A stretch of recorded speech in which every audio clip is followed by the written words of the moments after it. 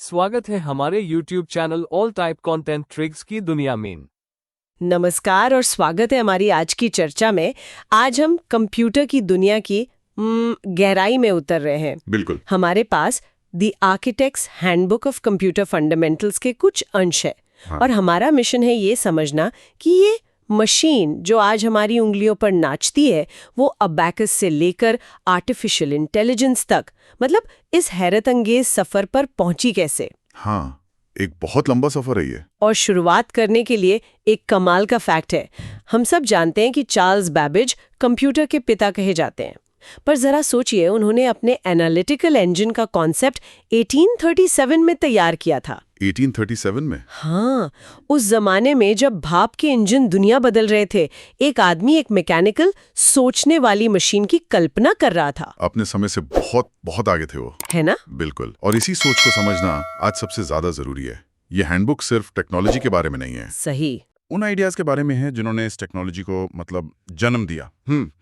हम ये समझने की कोशिश करेंगे कि कैसे हम कमरों जितने बड़े, जो शहर की बत्तियां डिम कर देते थे, उन कंप्यूटरों से उन डिवाइस तक पहुंचे जो आज हमारी जेब में है। ये कहानी सिर्फ तारों और चिप्स की नहीं, बल्कि इंसानी सोच के विकास की है। ठीक है, तो चलिए इसे खोलते हैं। सबसे पहले सबसे बुनियादी सवाल पर आते हैं। कंप्यूटर है क्या? हैंडबुक के मुताबिक सीधी शब्दों में कहें तो कंप्यूटर एक इलेक्ट्रॉनिक मशीन है जो कोई इनपुट लेती है, ठीक है, उस पर कुछ काम करती है, यानी प्रोसेसिंग, और फिर हमें एक मतलब का रिजल्ट यानी आउटपुट देती है। सुनने में बहुत सरल लगता है ये। हाँ, पर इसकी ताकत को कम नहीं आंकना चाहिए। इसे समझने का एक पुराना उदाहरण तो कैलकुलेटर है, पर आज के दौर में एक बेहतर तरीका है जीपीएस नेविगेशन। अच्छा, कैसे? आप अपनी मंजिल का पता यानी इनपुट डालते हैं। इसके बाद जो होता है वो जादू जैसा है। सैटेलाइट से आपका location data, real time traffic की जानकारी और लाखों किलोमीटर सड़कों के मैप्स। बिल्कुल, इन सब को मिलाकर सबसे तेज और छोटा रास्ता ढूंढा जाता है। ये सब है प्रोसेसिंग। और जो हमारी स्क्रीन पर दिखता है, हाँ, वो कदम ब कदम निर्देश और पहुंचने का जो समय दिखता है वो है आउटपुट। यहाँ प्रोसेसिंग की जटिलता एक साधारण कैलकुलेटर से अरबों गुना ज्यादा है। सही बात है। और इसी में एक और कड़ी जुड़ती है, स्टोरेज। बिल्कुल, यानी जानकारी को सहेज कर रखना। आपका फोन आपके घर का पता याद रखता है, पुराने रूट्स याद रखता है। हाँ, तो पूरा सिद्धांत बनता है इनपुट, प्रोसेसिंग, आउटपुट और फिर स्टोरेज। और दिलचस्प बात यह है कि स्टोरेज ही वो चीज है जिसने कंप्यूटर को एक कैलकुलेटर से कहीं ज्यादा बना दिया। अच्छा, हाँ, जानकारी को सहेजने और बाद में इस्तेमाल करने की क्षमता ने ही मेमोरी, लर्निंग और अंततः एआई का रास्ता खोला। बिना स्टोरेज के कंप्यूटर बस एक टूल होता, याददाश्त के साथ वो एक साथी बन गया। मुझे स्रोत में एक मजेदार बात पता चली। हम सब कंप्यूटर शब्द इस्तेमाल करते हैं, पर इसका एक पूरा नाम भी बताया जाता है, common operating machine particularly used for technical and educational research. हाँ, ये मैंने भी पढ़ा है। कमाल है। हालांकि हैंडबुक ये भी साफ करती है कि ये कोई आधिकारिक फुल फॉर्म नहीं है। नहीं है, बिल्कुल नहीं। बस एक प्रचलित एक्रोनिम है जो कई बार परीक्षाओं में पूछ लिया जाता है। और ये बात भी सही है कि आज के सुपर कंप्यूटर से लेकर आपकी स्मार्ट वॉच तक हर डिवाइस इसी इनपुट प्रोसेस आउटपुट के सिद्धांत पर काम कर रही है। चाहे आप गेम खेल रहे हो, हाँ, या फिर वैज्ञानिक किसी नई दवा के मॉलिक्यूल को सिमुलेट कर रहे हो, मूल ढांचा यही रहता है। बस प्रोसेसिंग की ताकत और स्केल में जमीन आसमान का फर्क आ गया है। तो ये तो हुई मूल परिभाषा।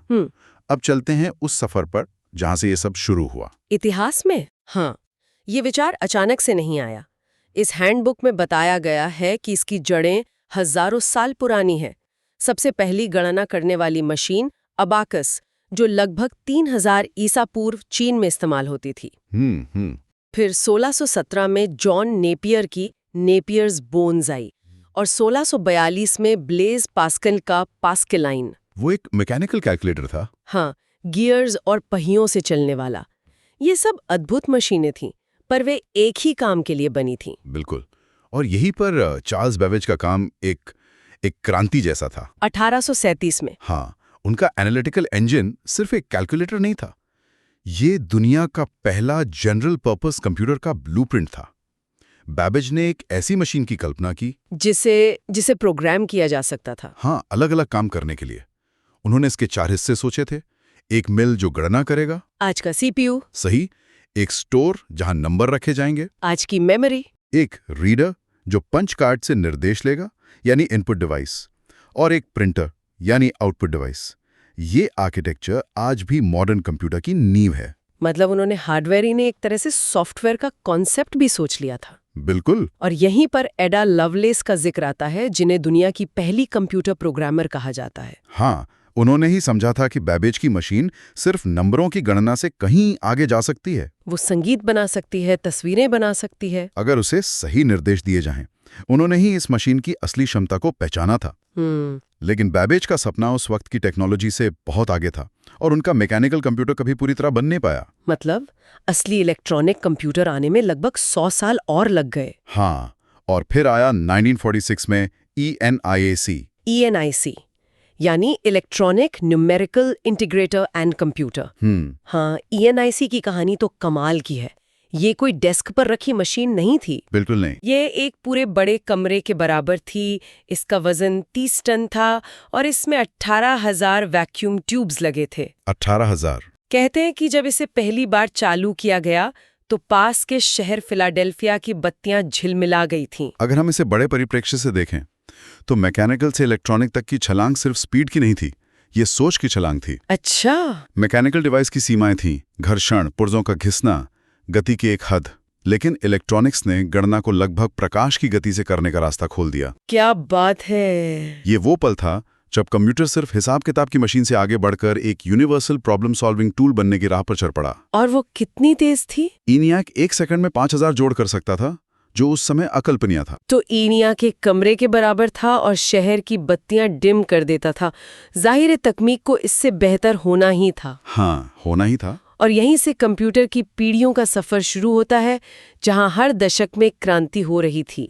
बिल्कुल। हैंडबुक के मुताबिक पहली पीढ़ी मतलब 1940 से 1956। इसकी बुनियाद यही वैक्यूम ट्यूब्स थीं। हाँ, ENIAC और यूनिवैक जैसे कंप्यूटर बहुत बड़े, बेहद महंगे और बहुत ज्यादा गर्मी पैदा करते थे। ये सिर्फ सरकारों और बड़ी रिसर्च लैब्स के लिए थे। सही कहा। फिर आई दूसरी पीढ़ी 1956 से 1963 और यहाँ असली हीरो था ट्रांजिस्टर। हाँ, वैक्यूम ट्यूब की जगह लेने वाला ये छोटा सा सेमीकंडक्टर डिवाइस एक गेम चेंजर था। कैसे?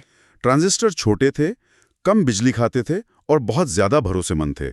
इसका नतीजा, कंप्यूटर पहली बार बड़े बड़े कमरों से निकलकर कंपनियों के ऑफिस में आने लगे। अच्छा। IBM 1401 जैसे मेन फ्रेम कंप्यूटर ने व्यापार के दुनिया में डेटा प्रोसेसिंग की शुरुआत की। और इसी दौर में कोबोल और फोर्ट्रान जैसी प्रोग्रामिंग भाषाएं भी आईं, जिससे कंप्यूटर से बात करना थोड़ा आसान हुआ। हाँ, थोड़ा। और इसके बाद तीसरी पीढ़ी 1964 से 1971, इसने तो रफ्तार और बढ़ा दी। यहाँ हीरो था इंटीग्रेटेड सर्किट या IC, जिसे हम आज चिप भी कहते हैं। बिल्कुल। एक छोटी सी सिलिकॉन चिप पर हजारों ट्रांजिस्टर्स, रेजिस्टर्स और कैपेसिटर को एक साथ बना दिया गया। इससे कंप्यूटर और भी छोटे हो गए। और भी छोटे, और भी तेज और सस्ते हो गए। इस पीढ़ी का सबसे बड़ा असर था मिनी कंप्यूटर का जन्म। अब छोटी कंपनियां और यूनिवर्सिटीज भी कंप्यूटर खरीद सकती थी। हाँ, और इसने कंप्यूटर की पहुंच को और बढ़ाया और पर्सनल कंप्यूटर की क्रांति के लिए जमीन तैयार की। और फिर आई चौथी पीढ़ी 1971 से, जो अब तक चल रही है। इसकी पहचान है माइक्रो प्रोसेसर। बिल्कुल, यानी एक ही चिप पर पूरा का पूरा सेंट्रल प्रोसेसिंग यूनिट CPU। 1971 में इंटेल 4004 पहला माइक्रो प्रोसेसर था। और इसी एक आविष्कार ने हर चीज बदल दी। हर चीज। इसने पर्सनल कंप्यूटर यानी PC को मुमकिन बनाया। Apple II, IBM PC और फिर विंडोज वाला कंप्यूटर। इन्होंने कंप्यूटर को वैज्ञानिकों और इंजीनियरों के हाथ से निकालकर आम लोगों के घरों और डेस्क तक पहुंचा दिया। ये कंप्यूटिंग के लोकतंत्रीकरण का दौर था और ग्राफिकल यूजर इंटरफेस और माउस ने इसे और भी आसान बना दिया। बहुत आसान। मुझे याद है हमारे घर पे पहला PC आया था। वो एक बड़ी सी मशीन थी, लेकिन ये सोचना ही जादू जैसा था कि ENIAC जितनी पावर अब एक डेस्क पे रखी जा सकती है। सच में। तो ये 4 पीढ़ियां। लेकिन अब हम 5वीं पीढ़ी की बात करते हैं।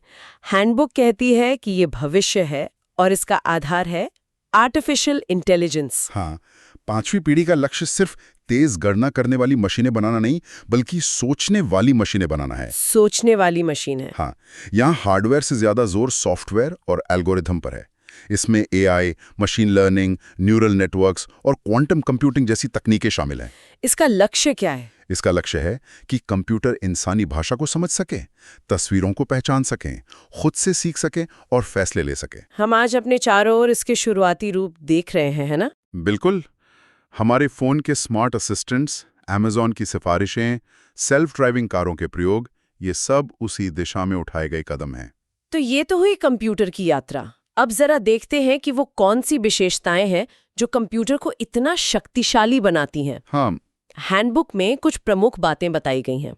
सबसे पहले है गति, स्पीड। हाँ, एक मॉडर्न कंप्यूटर 1 सेकंड में अरबों खरबों गणनाएं कर सकता है।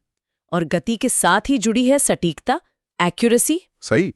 अगर हम कंप्यूटर को सही इनपुट और सही निर्देश देते हैं तो उसका आउटपुट 99.999% सही होगा। गलतियां हमारी प्रोग्रामिंग में हो सकती हैं, मशीन की गणना में नहीं। यही कॉम्बिनेशन, जबरदस्त स्पीड और लगभग पूरी सटीकता, कंप्यूटर को इतना भरोसेमंद बनाता है। बिल्कुल। फिर आती है भंडारण क्षमता, स्टोरेज कैपेसिटी, जो आज हमें टेराबाइट्स और पेटाबाइट्स में मिलती है। हम पूरी की पूरी लाइब्रेरी अपनी जेब में लेकर घूम सकते हैं। और ये क्षमता ही है जो कंप्यूटर की अगली खूबी को मुमकिन बनाती है, उसकी बहुमुखी प्रतिभा, वर्सेटैलिटी। कैसे? सोचिए, आपका स्मार्टफोन एक ही डिवाइस है, लेकिन वो एक कैमरा है, एक म्यूजिक प्लेयर है, एक नेविगेटर है, एक बैंक है और एक गेमिंग कंसोल भी। हाँ, ऐसा इसलिए मुमकिन है क्योंकि उसकी विशाल स्टोरेज क्षमता उसे अलग-अलग तरह के सॉफ्टवेयर या एप्स चलाने की इजाजत देती है। हर सॉफ्टवेयर उसे एक नई मशीन में बदल देता है। और एक और खूबी है, लगन, डिलिजेंस। एक इंसान एक ही काम को बार-बार करके बोर हो सकता है, थक सकता है, गलतियां कर सकता है, लेकिन एक कंप्यूटर बिना थके, बिना बोर हुए 24 घंटे, 7 दिन एक ही काम को एक ही सटीकता से कर सकता है। यही खूबी ऑटोमेशन और इंडस्ट्री की रीढ़ है। सही कहा। इन्हीं विशेषताओं के आधार पर कंप्यूटरों को उनके काम करने के तरीके के हिसाब से 3 मुख्य प्रकारों में बांटा जाता है। कौन कौन से हैं वो? तापमान, दबाव या गति। इसका कोई उदाहरण? क्लासिक उदाहरण है गाड़ी का पुराना स्पीडोमीटर, जिसकी सुई लगातार गति के हिसाब से ऊपर नीचे होती है। अच्छा। या फिर एक विनाइल रिकॉर्ड प्लेयर। दूसरा और सबसे आम है डिजिटल कंप्यूटर। हाँ, जो बाइनरी सिस्टम यानी 0 और 1 की भाषा पर काम करता है। ये हर जानकारी को अंकों में तोड़ देता है, जिससे गणना बहुत सटीक होती है। हमारे लैपटॉप, स्मार्टफोन, डेस्कटॉप, ये सभी डिजिटल कंप्यूटर हैं। बिल्कुल। और तीसरा है हाइब्रिड कंप्यूटर, जो इन दोनों का मिश्रण है। हाइब्रिड मतलब? ये एनालॉग दुनिया से इनपुट लेता है और उसे डिजिटल रूप में प्रोसेस करता है। इसका सबसे अच्छा उदाहरण है एक ईसीजी मशीन, जो दिल की धड़कन नापती है। हाँ, वो दिल की धड़कन के एनालॉग इलेक्ट्रिकल सिग्नल को लेती है और उसे डिजिटल डेटा में बदलकर स्क्रीन पर दिखाती है, ताकि डॉक्टर उसका विश्लेषण कर सकें। सही। पेट्रोल पंप की मशीनें भी हाइब्रिड होती हैं। अच्छा। वे पेट्रोल के बहाव, जो एनालॉग है, को मापती हैं और उसे लीटर और कीमत, जो डिजिटल है, में दिखाती हैं। तो हमने मशीन की बात की, उसकी पीढ़ियों, विशेषताओं और प्रकारों की बात की, लेकिन कंप्यूटर सिर्फ एक डब्बा तो है नहीं। ये 2 मुख्य चीजों से मिलकर बनता है, हार्डवेयर और सॉफ्टवेयर। इसे समझने का सबसे अच्छा तरीका एक पियानो का है। पियानो? हाँ, हार्डवेयर वो पियानो है, लकड़ी, तार, चाबियां, सब कुछ जिसे आप छू सकते हैं। ये अपने आप में कुछ नहीं कर सकता, बस एक खूबसूरत वस्तु है। और सॉफ्टवेयर? सॉफ्टवेयर वो संगीत है, वो शीट म्यूजिक है, जो पियानो को बताता है कि कौन सी चाबी कब और कितनी देर दबानी है ताकि एक धुन बजे। क्या बात है। एक के बिना दूसरा अधूरा है। हार्डवेयर शरीर है तो सॉफ्टवेयर उसकी आत्मा। बहुत बढ़िया एनालॉजी है। तो हैंडबुक के हिसाब से भी हार्डवेयर कंप्यूटर के वे भौतिक हिस्से हैं जिन्हें हम छू सकते हैं, सीपीयू, माउस, कीबोर्ड, मॉनिटर। और सॉफ्टवेयर वे निर्देश या प्रोग्राम हैं जिन्हें हम छू नहीं सकते, लेकिन जो हार्डवेयर को बताते हैं कि करना क्या है। जैसे Windows operating system, MS word या गूगल क्रोम। और इनके बीच का संबंध अटूट है। बिल्कुल। जैसा कि हैंडबुक में लिखा है, हार्डवेयर बिना सॉफ्टवेयर बेकार है और सॉफ्टवेयर बिना हार्डवेयर बेकार है। वे एक ही सिक्के के 2 पहलू हैं। हाँ, और इनके बीच ऑपरेटिंग सिस्टम एक ब्रिज का काम करता है, जो एप्लीकेशन सॉफ्टवेयर और हार्डवेयर के बीच तालमेल बिठाता है। बिल्कुल। और इस पूरी बातचीत को संभव बनाने के लिए भी ये दोनों साथ काम कर रहे हैं। सही। इनपुट डिवाइस जैसे कीबोर्ड और माउस जिनके जरिए हम निर्देश देते हैं, और आउटपुट डिवाइस जैसे मॉनिटर और प्रिंटर जो हमें परिणाम दिखाते हैं। ये एक पूरा इकोसिस्टम है जो मिलकर काम करता है। तो चलिए इस पूरी चर्चा को समेटते हैं। हमने अबैकस की सरल गणना से शुरू करके आर्टिफिशियल इंटेलिजेंस की सोचने वाली मशीनों तक की यात्रा देखी। हमने समझा कि हर कंप्यूटर, चाहे वो कितना भी जटिल क्यों ना हो, इनपुट प्रोसेस आउटपुट के मूल सिद्धांत पर काम करता है। सही। और हमने ये भी देखा कि कैसे हार्डवेयर और सॉफ्टवेयर एक साथ मिलकर इस मशीन को जान देते हैं। अगर इस चर्चा से कुछ परीक्षा के लिए महत्वपूर्ण या बुनियादी तथ्य याद रखने हों, तो इस हैंडबुक के अनुसार वो ये हैं। अच्छा, बताइए। पहला, कंप्यूटर का पिता चार्ल्स बैबेज को कहा जाता है, उनके दूरदर्शी कॉन्सेप्ट के लिए। ठीक है। दूसरा, कंप्यूटर का मस्तिष्क सीपीयू होता है, जहां सारी प्रोसेसिंग होती है। और तीसरा, डिजिटल डेटा की सबसे छोटी इकाई बिट है, यानी 0 या 1। ये वो ईंटें हैं जिन पर हमारी पूरी डिजिटल दुनिया टिकी है। इस चर्चा को खत्म करने के लिए एक आखिरी विचार। हैंडबुक में उल्लेख है कि 5वीं पीढ़ी का लक्ष्य सोचने वाली मशीनें बनाना है। चार्ल्स बैबेज ने 1837 में एक मैकेनिकल सोचने वाली मशीन की कल्पना की थी। हाँ, की थी। आज हम एआई के साथ उस सपने के बहुत करीब हैं, शायद उससे भी आगे जितना उन्होंने सोचा होगा। लेकिन ये एक बहुत गहरा सवाल खड़ा करता है। एक मशीन के लिए सोचने का वास्तव में क्या मतलब है? सही। क्या ये सिर्फ बहुत तेजी से डेटा प्रोसेस करना और पैटर्न पहचानना है, जैसा आज के एआई मॉडल करते हैं? या इसमें चेतना, आत्म जागरूकता और समझ जैसी कोई गहरी बात भी शामिल है?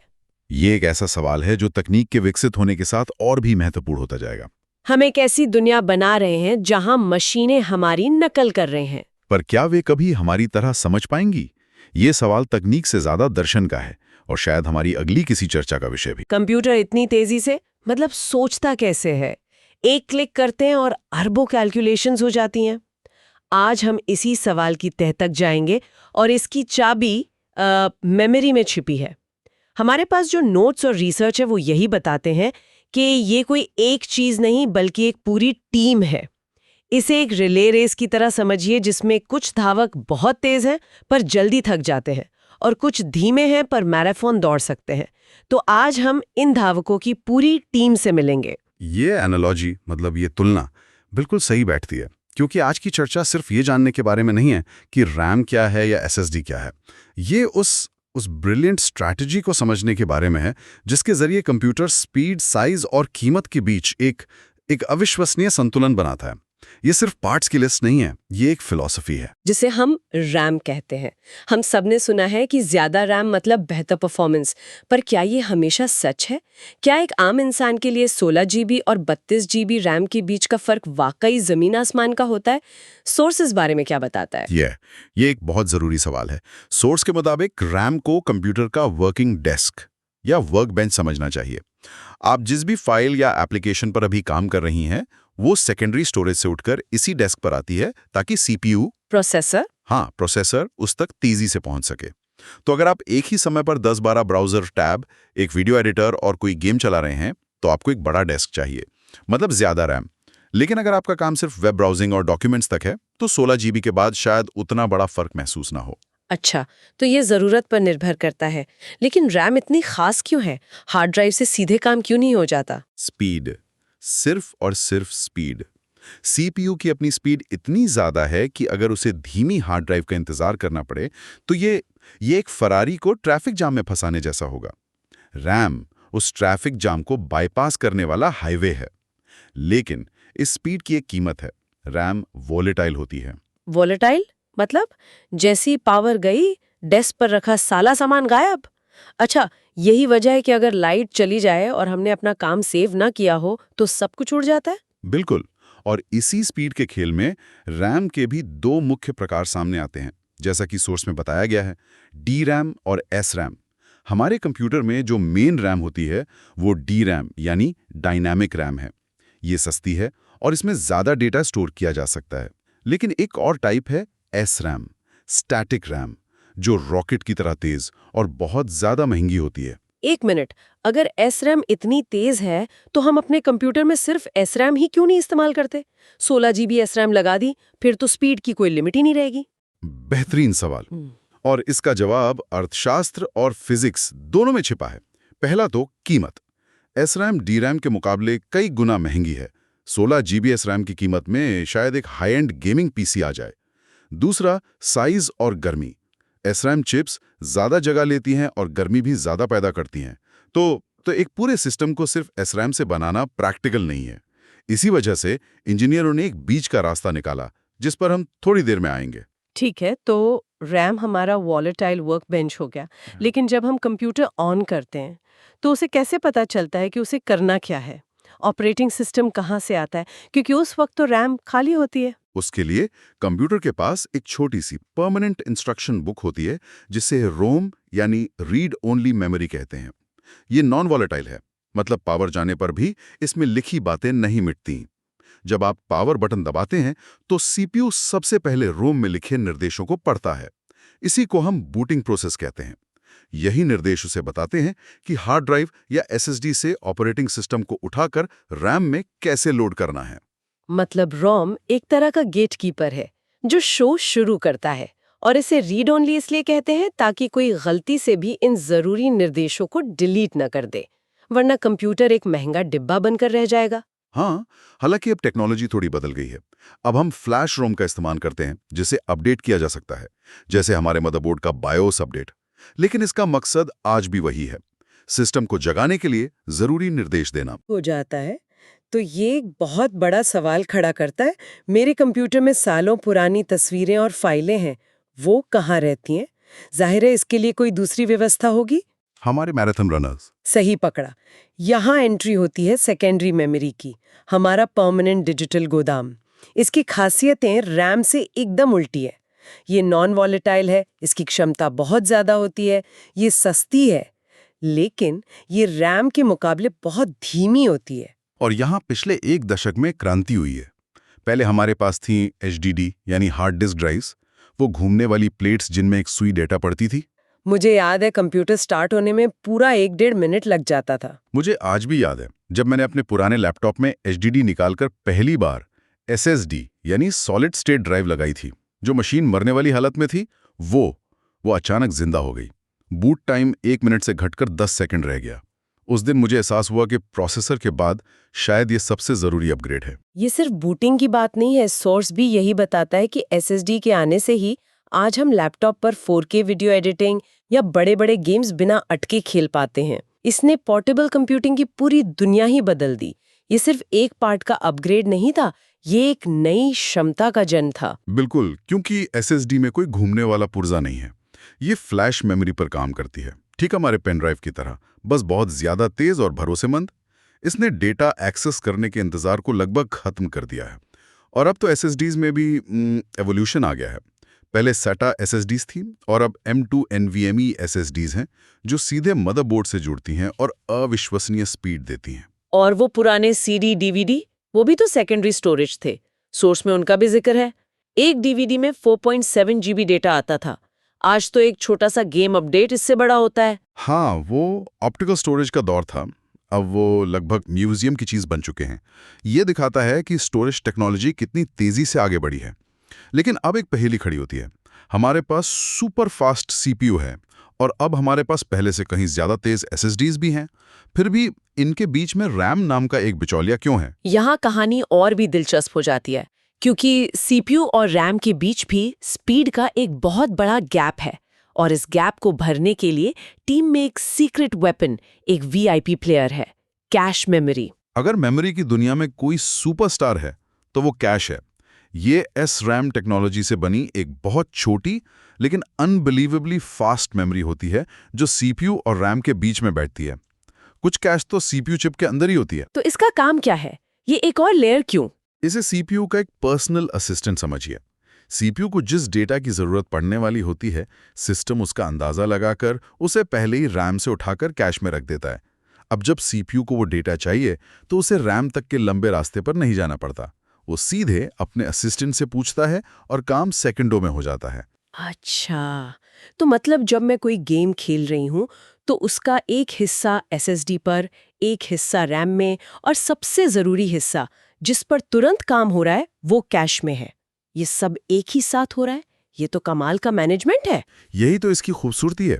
और सोर्स के मुताबिक कैश के भी लेवल होते हैं, L1, L2 और L3। L1 कैश सबसे छोटा और सबसे तेज होता है, जो CPU कोर के ठीक बगल में होता है।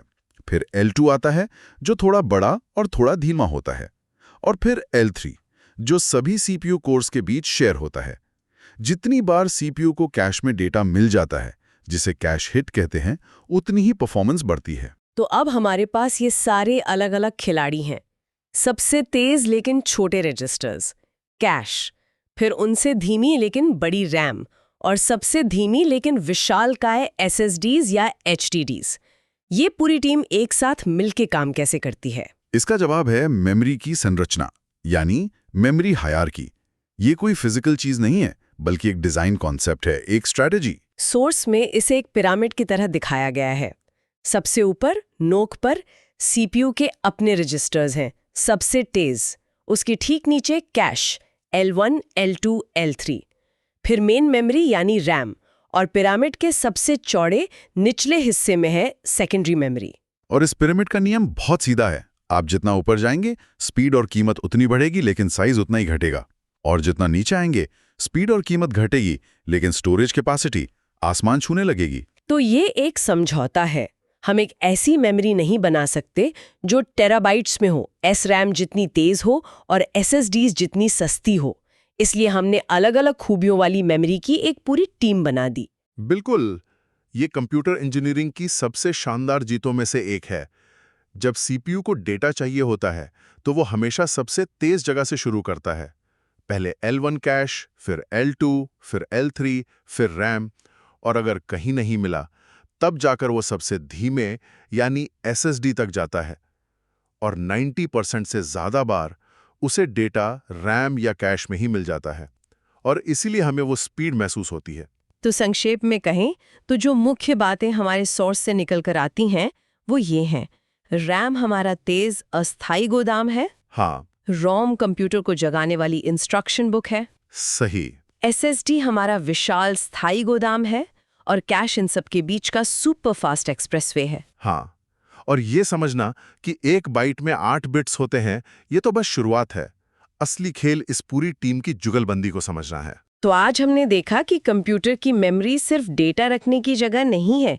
ये एक बेहद चालाक और व्यवस्थित प्रणाली है। सबसे तेज कैश से लेकर सबसे बड़े हार्ड ड्राइव तक हर हिस्से का अपना एक खास रोल है, जो मिलकर हमारे डिजिटल अनुभव को इतना सहज और तेज बनाते हैं। ये स्पीड और क्षमता के बीच एक निरंतर चलने वाला डांस है। हाँ, और ये सोर्स हमें वर्तमान मेमोरी संरचना के बारे में तो बताता है, लेकिन भविष्य में ये तस्वीर धुंधली हो सकती है। नई तकनीकें आ रही हैं, जैसे परसिस्टेंट मेमोरी, जो रैम की गति और SSD के नॉन वोलेटाइल स्वभाव को एक ही चिप में मिलाने की कोशिश कर रही हैं। ये एक बहुत महत्वपूर्ण सवाल खड़ा करता है। अगर भविष्य में प्राइमरी और सेकेंडरी मेमोरी के बीच की ये मोटी रेखा मिटने लगे और हमारी रैम भी परमानेंट हो जाए, तो भविष्य के कंप्यूटर का आर्किटेक्चर कैसा दिखेगा? क्या तब हमें बूटिंग की जरूरत भी पड़ेगी, या हमारा कंप्यूटर हमेशा ऑन स्टेट में ही रहेगा, ठीक हमारे फोन की तरह? ये एक ऐसा सवाल है जो हमें आने वाली तकनीक की एक झलक देता है। हम सब दिन भर अपने लैपटॉप, कंप्यूटर, फोन, इन पर क्लिक और स्वाइप करते रहते हैं। बिल्कुल।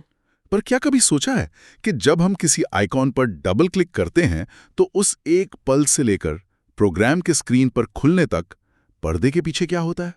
वो जादू। हाँ, वो कौन सी अदृश्य शक्ति है जो हमारे एक इशारे को एक्शन में बदल देती है? आज हम उसी जादूगर की कहानी में उतरेंगे, और वो जादूगर है ऑपरेटिंग सिस्टम यानी OS।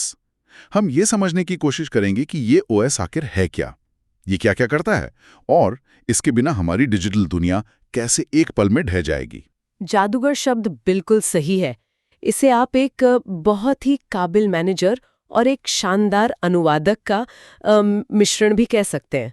मैनेजर और अनुवादक। जी, ये मैनेजर आपके कंप्यूटर के हर छोटे बड़े हिस्से को संभालता है, और ये अनुवादक आपकी भाषा, मतलब क्लिक्स और कीबोर्ड कमांड्स को मशीन की उस भाषा में बदलता है जिसे सिर्फ हार्डवेयर समझता है। तो मतलब OS एक बिचौलिए की तरह है, हम ओएस से बात करते हैं, ओएस हार्डवेयर से, फिर हार्डवेयर वापस ओएस को जवाब देता है और फिर ओएस उसे हमारी भाषा में स्क्रीन पर दिखा देता है। बिल्कुल। और इस पूरी बातचीत का दिल और दिमाग है कर्नेल।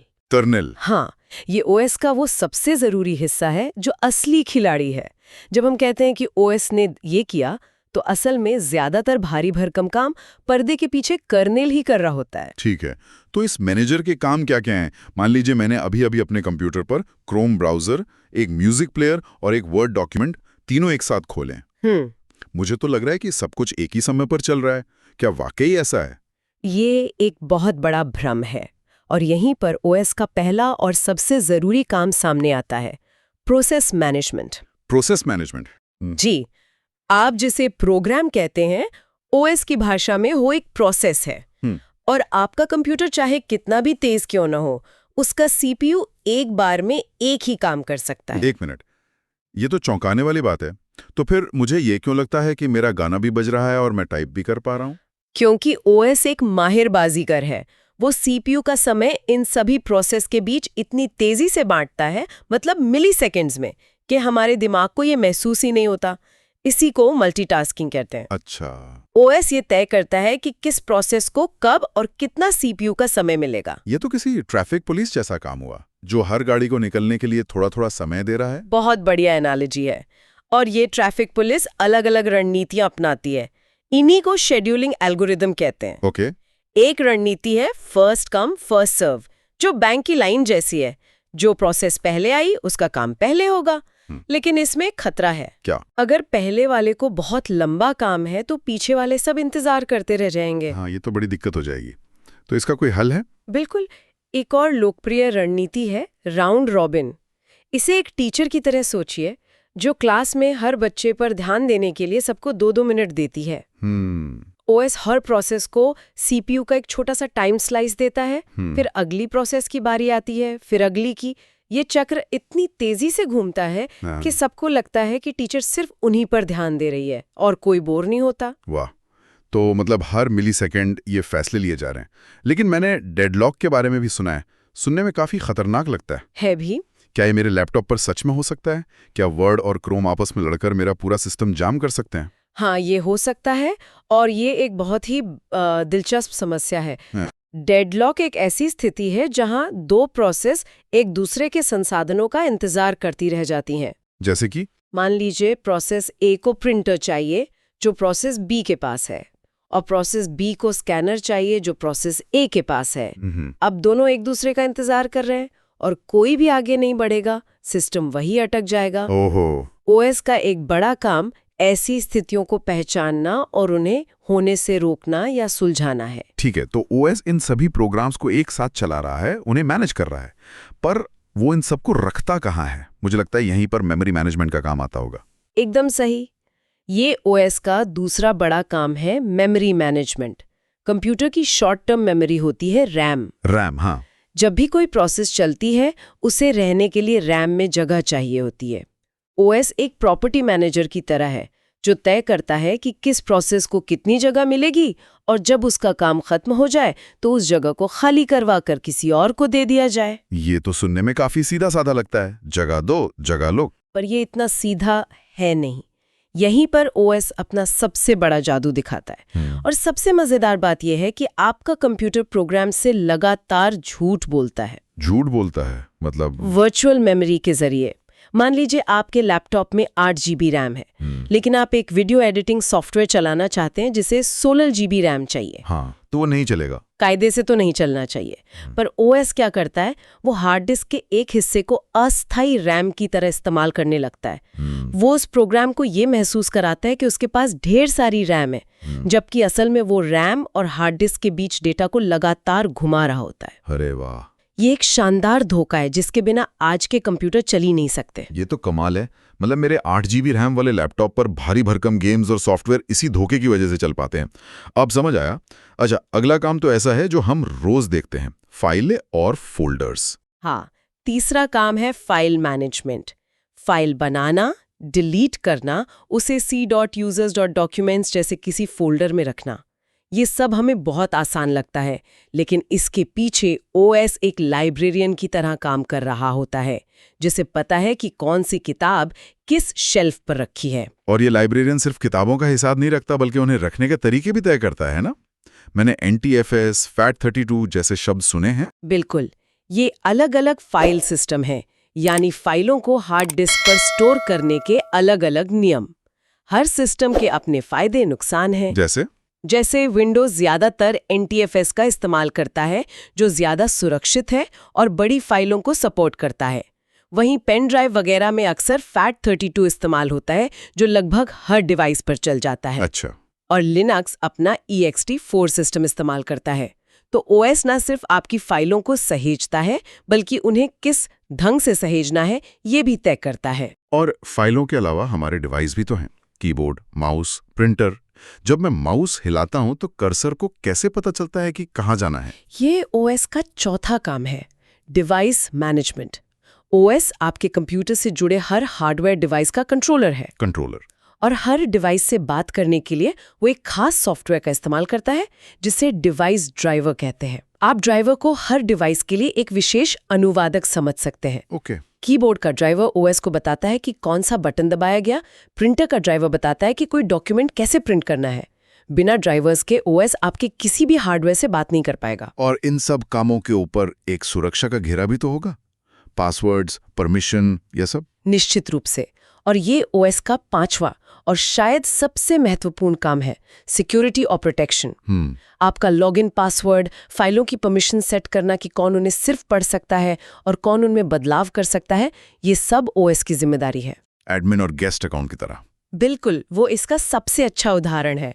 एडमिन के पास पूरे राज्य की चाबियां हैं, वो कुछ भी बदल सकता है, जबकि गेस्ट सिर्फ एक मेहमान है जिसके अधिकार बहुत सीमित हैं।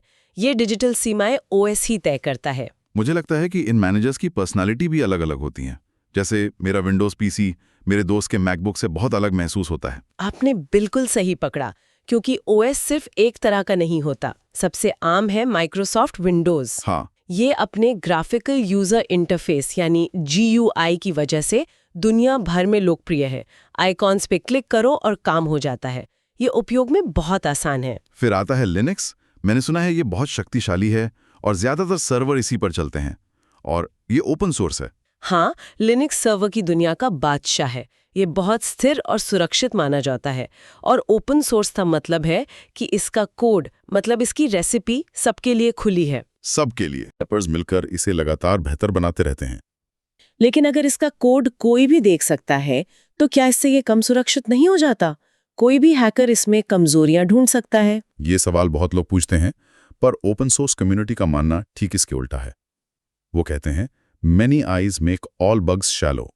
मतलब जब हजारों नजरें एक ही कोड को देख रही हों, तो कोई भी कमी या खतरा जल्दी पकड़ में आ जाता है और उसे तुरंत ठीक कर दिया जाता है। बंद सोर्स कोड में सिर्फ कंपनी के लोग ही कमी ढूंढ सकते हैं। दिलचस्प। और एप्पल का मैक OS अपनी बेहतरीन डिजाइन, उपयोग में आसानी और मजबूत सुरक्षा के लिए जाना जाता है। ये यूनिक्स पर आधारित है, जो लिनक्स का भी कह सकते हैं पूर्वज है। अच्छा, यूनिक्स एक बहुत ही शक्तिशाली मल्टी यूजर और मल्टीटास्किंग OS है, जो बड़े-बड़े मेनफ्रेम कंप्यूटरों के लिए बनाया गया था। तो मैक OS को विरासत में वो शक्ति और स्थिरता मिली है। हमने ये तो समझ लिया कि कंप्यूटर ऑन होने के बाद क्या होता है, लेकिन उस पहले पल का क्या? जब हम वो पावर बटन दबाते हैं, तब क्या होता है? ये सब शुरू कैसे होता है? उस प्रक्रिया को बूटिंग कहते हैं। जब कंप्यूटर बंद होता है, तो ऑपरेटिंग सिस्टम हार्ड डिस्क में सो रहा होता है। जैसे ही आप पावर बटन दबाते हैं, एक छोटा सा प्रोग्राम जिसे बायोस या UEFI कहते हैं, जाग जाता है। उसका पहला काम होता है ये जांचना कि सारे ज़रूरी हार्डवेयर, रैम, कीबोर्ड वगैरह ठीक से जुड़े हैं और काम कर रहे हैं या नहीं। इसे पावर ऑन सेल्फ टेस्ट या पोस्ट कहते हैं। अच्छा, तो पहले हाजिरी लगती है कि सब मौजूद हैं या नहीं? बिल्कुल। और जैसे ये पक्का हो जाता है कि सब ठीक है, वो बायोस ऑपरेटिंग सिस्टम को उसकी नींद से जगाता है और उसे हार्ड डिस्क से उठाकर रैम में लोड कर देता है। ओके। कोल्ड और वार्म? हाँ, कोल्ड बूटिंग वो है जब आप पूरी तरह से बंद कंप्यूटर को चालू करते हैं, जैसे सुबह ऑफिस आकर अपना PC शुरू करना। इसमें वो पूरी हार्डवेयर जांच, यानी पोस्ट होती है। और वार्म बूटिंग? वार्म बूटिंग तब होती है जब आप पहले से चल रहे कंप्यूटर को रीस्टार्ट करते हैं। और रीस्टार्ट हमेशा तेज होता है, ऐसा क्यों? वो तेज इसलिए होता है क्योंकि सिस्टम को पता है कि हार्डवेयर तो पहले से ही ठीक काम कर रहा है। इसलिए वार्म बूटिंग में वो लंबी चौड़ी हार्डवेयर जांच को छोड़ देता है और सीधे ओएस को रैम में फिर से लोड करने की प्रक्रिया शुरू कर देता है। इससे काफी समय बचता है। तो आज की इस पूरी बातचीत को समेटे तो हाँ, ये साफ है कि ऑपरेटिंग सिस्टम सिर्फ एक सॉफ्टवेयर नहीं है, बल्कि ये हमारे कंप्यूटर की आत्मा है। सही बात है। ये एक अदृश्य अथक मैनेजर है जो हमारे हर क्लिक के पीछे सैकड़ों काम चुपचाप करता रहता है। बिल्कुल। प्रोसेस को संभालने से लेकर मेमोरी का जादू दिखाने, फाइलों को सहेजने और हमारी सुरक्षा करने तक ये सब कुछ संभालता है। और विंडोज़, लिनक्स, मैकओएस जैसे अलग-अलग प्रकार हमें दिखाते हैं कि अलग-अलग ज़रूरतों के लिए अलग-अलग समाधान मौजूद है। कोई इस्तेमाल में आसानी को प्राथमिकता देता है तो कोई स्थिरता और नियंत्रण को। तो अगली बार जब कोई अपना कंप्यूटर चालू करे तो उस बूटिंग प्रक्रिया के बारे में जरूर सोचें और उस अदृश्य मैनेजर को धन्यवाद कहें जो हमारे डिजिटल जीवन को इतना आसान और सहज बनाता है। तो हमारे सामने आज विंडोज़ ऑपरेटिंग सिस्टम पर कुछ नोट्स हैं। ये नोट्स किसी को भी इस विषय की गहरी समझ जल्दी देने के लिए तैयार किए गए हैं। तो चलिए सीधे मुद्दे पर आते हैं और ये समझने की कोशिश करते हैं कि हमारे रोज के कंप्यूटर अनुभव के पीछे की सोच क्या है, वो डिज़ाइन फिलॉसफी क्या है जिसने तकनीक को हम सबके घरों तक पहुंचाया। बिल्कुल, हमारा मकसद सिर्फ ये पढ़ना नहीं है कि विंडोज में क्या क्या है, बल्कि ये जानना है कि ये चीजें क्यों हैं।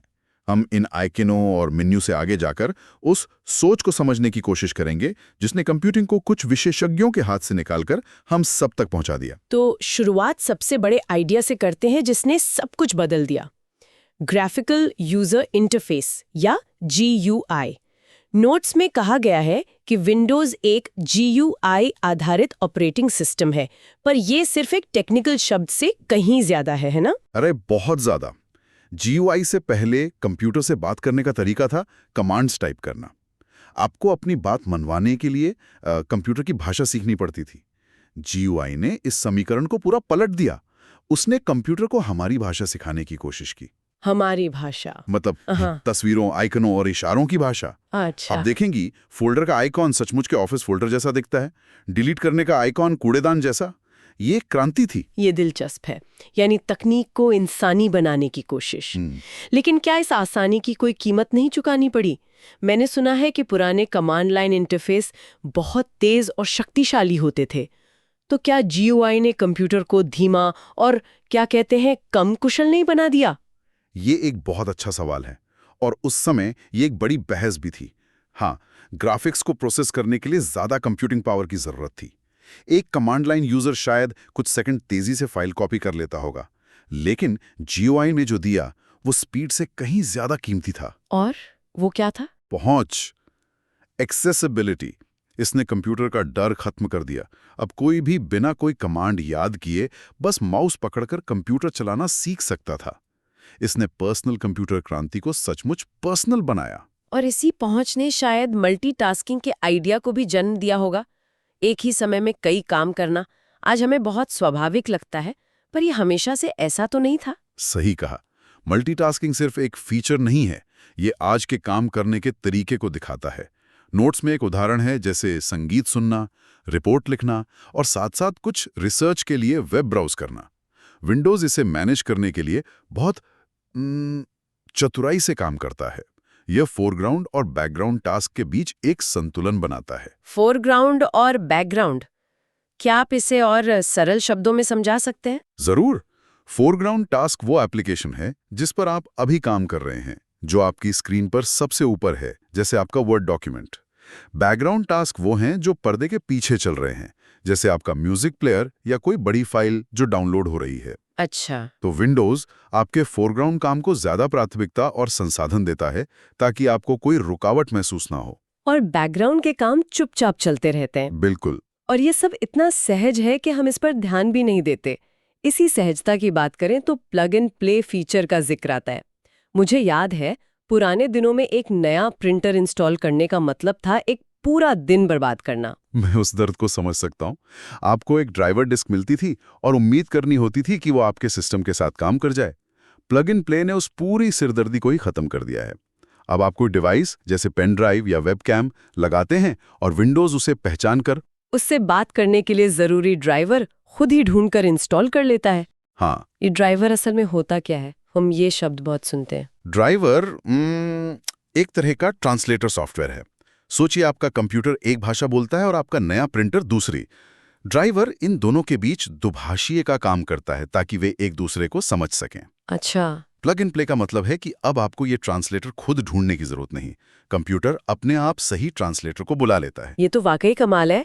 इसने हार्डवेयर जोड़ना बहुत आसान बना दिया। और जब एक ही कंप्यूटर को कई लोग इस्तेमाल करते हैं तो यूजर अकाउंट्स का फीचर भी बहुत काम आता है। हाँ, ये सिर्फ फाइलों को अलग रखने के लिए नहीं है, ये सुरक्षा और पर्सनलाइजेशन के लिए भी जरूरी है। हर यूजर का अपना डेस्कटॉप, अपनी सेटिंग्स, अपना वॉलपेपर हो सकता है और एडमिनिस्ट्रेटर और स्टैंडर्ड यूजर जैसे एक्सेस लेवल से ये पक्का हो जाता है कि कोई बच्चा या मेहमान गलती से सिस्टम की जरूरी सेटिंग्स ना बदल दे। मतलब एडमिन के पास पूरे घर की चाबियां होती हैं और मेहमान को सिर्फ गेस्ट रूम तक ही पहुंच मिलती है। बिल्कुल। तो GUI ने कंप्यूटर को देखने का तरीका बदला और मल्टीटास्किंग और प्लग एंड प्ले जैसे फीचर्स ने उसके साथ काम करने का। अब बात करते हैं उस जगह की जहां ये सब होता है, हमारा digital workspace. Desktop, task bar, ये सिर्फ स्क्रीन के हिस्से नहीं है, इनके पीछे भी एक डिजाइन सोचें, है ना? बिल्कुल। डेस्कटॉप आपकी काम करने की मेज है, एक वर्क बेंच। आप वही चीजें सामने रखते हैं जिनकी आपको बार बार जरूरत पड़ती है, चाहे वो कोई जरूरी फाइल हो या आपका पसंदीदा सॉफ्टवेयर। ये पूरी तरह से आपके नियंत्रण में है। लेकिन जैसे ही आप काम करना शुरू करते हैं और कई प्रोग्राम खोल लेते हैं, तब असली हीरो सामने आता है, टास्क बार। टास्क बार, जो स्क्रीन के नीचे एक पतली सी पट्टी होती है। ये मल्टीटास्किंग को मैनेज करने का एक शानदार तरीका है। आप एक नज़र में देख सकते हैं कि क्या-क्या खुला है और एक क्लिक में किसी भी प्रोग्राम पर जा सकते हैं। ये सिर्फ एक स्विचिंग टूल से ज़्यादा है। ये आपका डैशबोर्ड है। बाईं तरफ स्टार्ट बटन, जो आपके सभी प्रोग्राम्स का दरवाज़ा है। बीच में आपके चल रहे ऐप्स और दाईं ओर सिस्टम ट्रे, जो आपको सिस्टम की सेहत के बारे में बताती है, जैसे नेटवर्क कनेक्शन, वॉल्यूम और समय। सही। ये बिना आपके काम में दखल दिए आपको हर जरूरी जानकारी देती रहती है। और अगर हमें कुछ बदलना हो, सिस्टम की गहराई में जाके कुछ सेटिंग्स ठीक करनी हो, तब कंट्रोल पैनल की भूमिका आती है। मुझे हमेशा लगता है कि टास्क मैनेजर और कंट्रोल पैनल में लोग थोड़ा कंफ्यूज हो जाते हैं। ये एक आम उलझन है। इसे ऐसे समझते हैं, टास्क मैनेजर एक इमरजेंसी रूम की तरह है। जब कोई प्रोग्राम हैंग हो जाता है या कंप्यूटर धीमा चलने लगता है, तो आप टास्क मैनेजर मतलब control plus shift plus S दबाकर खोल कर देखते हैं कि कौन सा प्रोसेस समस्या पैदा कर रहा है और उसे वहीं बंद कर देते हैं। प्रोसेस से आपका क्या मतलब है? हर प्रोग्राम जो आपके कंप्यूटर पे चलता है वो एक या एक से ज्यादा प्रोसेस का समूह होता है। टास्क मैनेजर आपको दिखाता है कि ये प्रोसेस आपके कंप्यूटर के दिमाग यानी CPU और उसकी शॉर्ट टर्म मेमोरी मतलब रैम का कितना हिस्सा इस्तेमाल कर रहे हैं। अगर कोई प्रोसेस बहुत ज्यादा संसाधन ले रहा है तो आप उसे पकड़ सकते हैं। अच्छा, तो टास्क मैनेजर तत्काल समस्याओं को सुलझाने के लिए है। हाँ, और दूसरी तरफ कंट्रोल पैनल आपके कंप्यूटर का इंजन रूम है। ये इमरजेंसी के लिए नहीं, बल्कि सिस्टम को अपनी जरूरत के हिसाब से ढालने, कस्टमाइज करने के लिए है। ओके, जैसे कोई नया सॉफ्टवेयर हटाना, माउस की स्पीड बदलना या डिस्प्ले की सेटिंग्स एडजस्ट करना। एकदम सही। कंट्रोल पैनल आपको सिस्टम पर नियंत्रण देता है। ये विंडोज की उस फिलॉसफी को दर्शाता है कि कंप्यूटर एक बंद डिब्बा नहीं है, बल्कि एक ऐसा टूल है जिसे यूजर अपनी पसंद के मुताबिक बदल सकता है। चलिए, अब काम करने के तरीकों पर आते हैं। फाइलों और फोल्डरों को मैनेज करना। नोट्स में कुछ शॉर्टकट कीज का जिक्र है, जैसे Ctrl+C, Ctrl+V, Ctrl+X। ये इतने आम हो गए हैं कि हम शायद ही इनके महत्व के बारे में सोचते हैं। और यही उनकी सबसे बड़ी कामयाबी है। ये सिर्फ विंडोज़ के शॉर्टकट नहीं है, ये एक यूनिवर्सल डिजिटल भाषा बन गए हैं। आप गूगल डॉक्स में हो, फोटोशॉप में हो या किसी वेबसाइट पे फॉर्म भर रहे हो, ये कमांड्स काम करते हैं। इन्होंने एक डिजिटल मसल मेमोरी बना दी है। और इसी तरह की एक बहुत ही मानवीय सोच रिसाइकिल बिन के पीछे भी है। गलती करना इंसान का स्वभाव है और रिसाइकिल बिन उस गलती को सुधारने का एक मौका देता है। बिल्कुल, ये एक सेफ्टी नेट है। ये इस समझ पर आधारित है कि डेटा डिलीट करना एक बहुत बड़ा कदम हो सकता है। रिसाइकल बिन आपको उस फैसले पर दोबारा सोचने का मौका देता है। ये यूजर की चिंता को कम करने वाला एक डिजाइन फीचर है। लेकिन साथ ही विंडोज उन यूजर्स को भी एक रास्ता देता है जो पूरी तरह निश्चित हैं। आप शिफ्ट प्लस डिलीट की बात कर रहे हैं। हाँ, ये पावर यूजर के लिए है। ये रिसाइकल बिन को बाईपास करके फाइल को हमेशा के लिए डिलीट कर देता है। ये एक तरह से विंडोज का कहना है, हम आपकी सुरक्षा का ध्यान रखते हैं, लेकिन अगर आप चाहें तो हम आपके रास्ते से हट भी जाएंगे। इन बुनियादी शॉर्टकट्स के अलावा नोट्स में कुछ और भी बताए गए हैं जो काम करने की रफ्तार को सचमुच बदल सकते हैं, जैसे विन प्लस डी जो सारी विंडोज को मिनिमाइज करके सीधे डेस्कटॉप पर ले जाता है, या मेरा पसंदीदा विन प्लस ई जो सीधे फाइल एक्सप्लोरर खोलता है। फाइल एक्सप्लोरर आपकी डिजिटल दुनिया का नक्शा है, जहां आपकी सारी फाइल्स, फोल्डर्स और ड्राइव्स होती हैं। बार बार दिस पीसी आइकॉन पर क्लिक करने के बजाय विन प्लस ई दबाना बहुत समय बचाता है। ये छोटे छोटे सुधार हैं जो मिलकर एक बड़ा फर्क पैदा करते हैं। और ऑल्ट प्लस F4 किसी भी एक्टिव प्रोग्राम को तुरंत बंद करने के लिए। ये सब मिलकर यूजर को ज्यादा कुशल और शक्तिशाली महसूस कराते हैं। सही बात है, ये सिर्फ शॉर्टकट नहीं है, ये आपके और मशीन के बीच की दूरी को कम करने के तरीके हैं। आप मेन्यू में जाकर कमांड ढूंढ नहीं रहे, आप सीधे मशीन को निर्देश दे रहे हैं।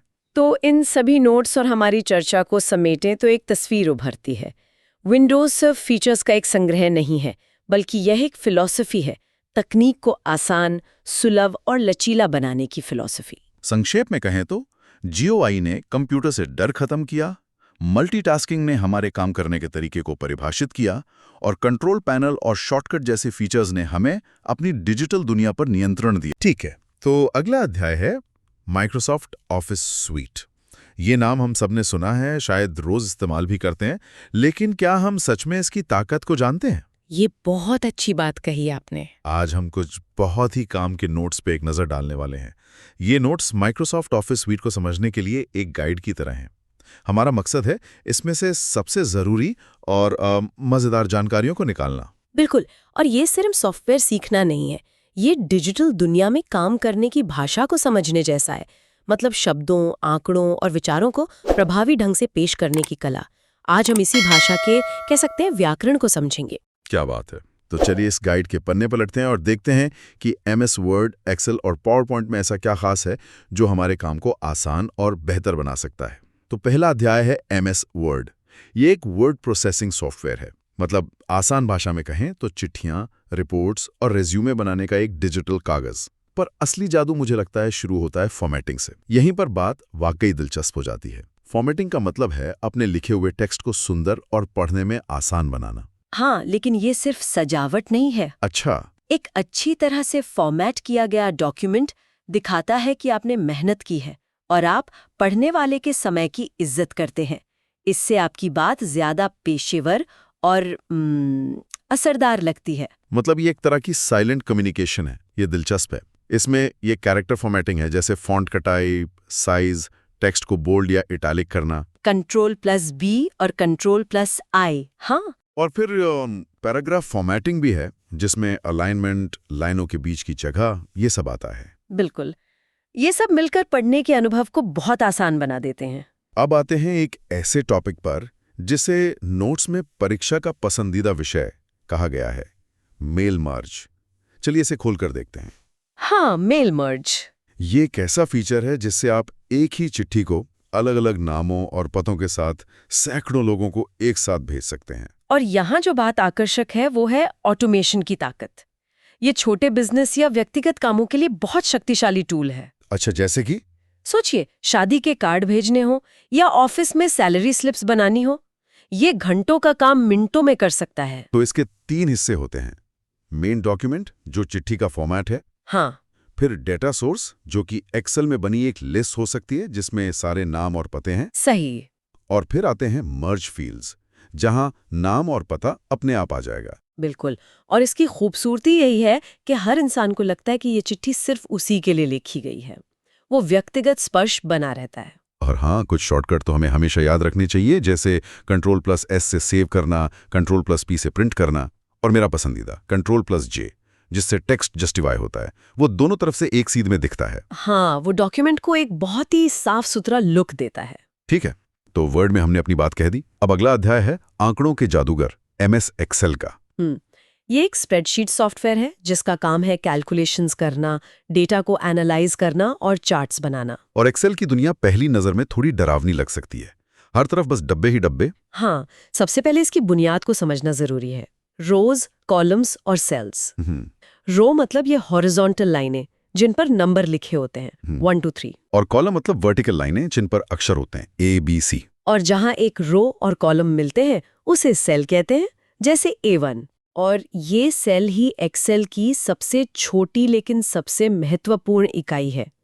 यहीं पर सारा डेटा रखा जाता है और यहीं से सारे विश्लेषण की शुरुआत होती है। एक्सेल की असली ताकत तो इसके फॉर्मूलाज में है, जो हमेशा, ये जरूरी है, बराबर यानी इक्वल्स के निशान से शुरू होते हैं। बिल्कुल। जैसे इक्वल्स A1 + A2, लेकिन कुछ फंक्शंस भी हैं जो बहुत काम के हैं। हाँ, जैसे इक्वल्स सम, ये A1 से लेकर A10 तक के सभी नंबरों को जोड़ देगा। या फिर इक्वल्स एवरेज, जो नंबरों का औसत निकाल देगा। और एक है इक्वल्स इफ फंक्शन, जो एक शर्त लगाता है। हाँ, ये मुझे बहुत मजेदार लगता है। Equals if brackets A1 1333, pass, fail. अगर सेल A1 में 33 से ज्यादा नंबर हैं तो पास दिखाएगा, नहीं तो फेल। स्कूल के रिपोर्ट कार्ड की याद आ जाती है ना? बिल्कुल। लेकिन अब एक ऐसे फंक्शन की बात करते हैं जिसे नोट्स में सबसे महत्वपूर्ण बताया गया है, VLOOKUP। हाँ, VLOOKUP, इसका पूरा नाम है वर्टिकल लुकअप। ये करता क्या है असल में? देखिए, ये एक बड़ी सी टेबल में से किसी एक खास जानकारी को ढूंढकर निकालता है। मान लीजिए आपके पास हजारों छात्रों का रिजल्ट है और आपको सिर्फ एक छात्र का रोल नंबर डालकर उसके मार्क्स पता करने हैं। अच्छा। VLOOKUP ये काम चुटकियों में कर सकता है। मतलब अगर आपके पास बहुत सारा डेटा है तो ये उसे मैनेज करने के लिए एक सुपर पावर जैसा है? एक तरह से कह सकते हैं। ये आपका डेटा जासूस है। वाह। तो ठीक है, हमने वर्ड में कहानी लिखी, एक्सेल में आंकड़ों से इसे मजबूती दी। अब इस गाइड का अंतिम अध्याय, MS पावरपॉइंट। कहानी कहने का मंच। बिल्कुल। ये प्रेजेंटेशन देने का सॉफ्टवेयर है। सेमिनार, लेक्चर, बिजनेस मीटिंग्स, हर जगह काम आता है। अपनी बात को तस्वीरों और टेक्स्ट के साथ दिखाने के लिए। और इसकी मूल इकाई है स्लाइड। हर स्लाइड एक पन्ने की तरह होती है जिस पर आप टेक्स्ट, तस्वीरें या वीडियो डाल सकते हैं। और फिर आते हैं एनिमेशंस, जिनसे स्लाइड की चीजें हिलती डुलती या एक एक करके सामने आती हैं। जैसे एंट्रेंस, एम्फेसिस या एग्जिट एनिमेशन। ये दर्शकों का ध्यान खींचने का एक शानदार तरीका है। पर यहाँ एक महत्वपूर्ण सवाल उठता है। एनिमेशन का इस्तेमाल ध्यान खींचने के लिए होना चाहिए, ध्यान भटकाने के लिए नहीं। ये बहुत जरूरी बात है। इसका लक्ष्य आपकी बात को बेहतर ढंग से समझाना होना चाहिए, न कि सिर्फ स्पेशल इफेक्ट दिखाना। ज्यादा एनिमेशन बहुत परेशान करने वाला हो सकता है। मैंने देखा है लोगों को ऐसा करते हुए। अच्छा, पावरपॉइंट में काम करने के कई तरीके यानी व्यूज भी होते हैं। जैसे नॉर्मल व्यू, जहां आप स्लाइड्स बनाते और एडिट करते हैं। हाँ, ये डिफॉल्ट व्यू है। फिर है स्लाइड सॉर्टर व्यू, जहां सारी स्लाइड्स को एक साथ देखकर उनका क्रम बदल सकते हैं। ये पूरी प्रेजेंटेशन का फ्लो देखने के लिए बहुत अच्छा है। और फिर स्लाइड शो व्यू, जो कि फुल स्क्रीन मोड है, जिसमें आप प्रेजेंटेशन दिखाते हैं।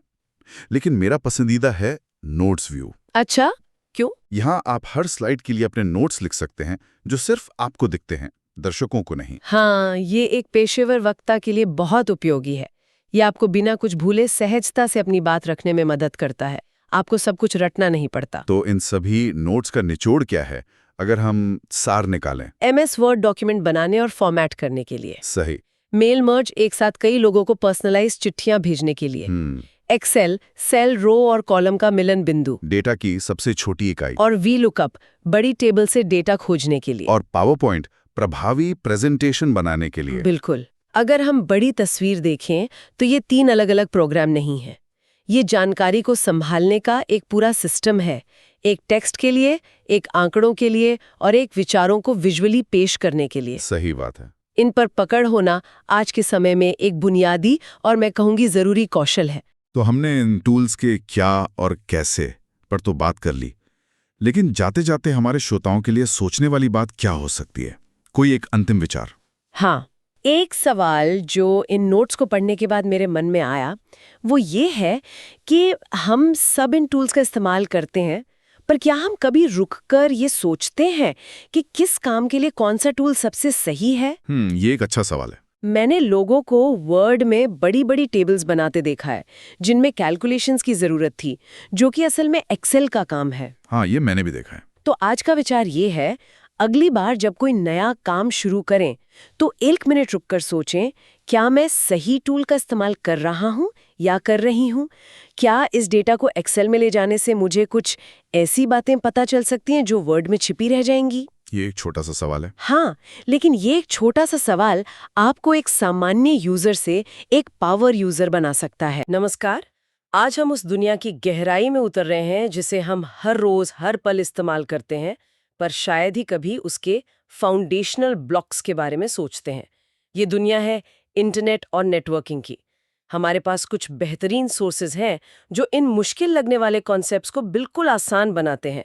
तो आज का मिशन है इन सब टेक्निकल टर्म्स के पीछे की कहानी को समझना और ये देखना कि ये सब हिस्से मिलकर उस जादू को कैसे मुमकिन बनाते हैं जिसे हम ऑनलाइन होना कहते हैं। तो चलिए बिल्कुल शुरुआत से शुरू करते हैं।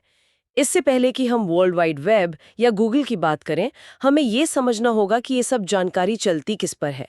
मतलब ये डिजिटल सड़कें बनती कैसे हैं। मैंने लैन, मैन और वैन जैसे शब्द सुने हैं जो सुनने में एक जैसे लगते हैं।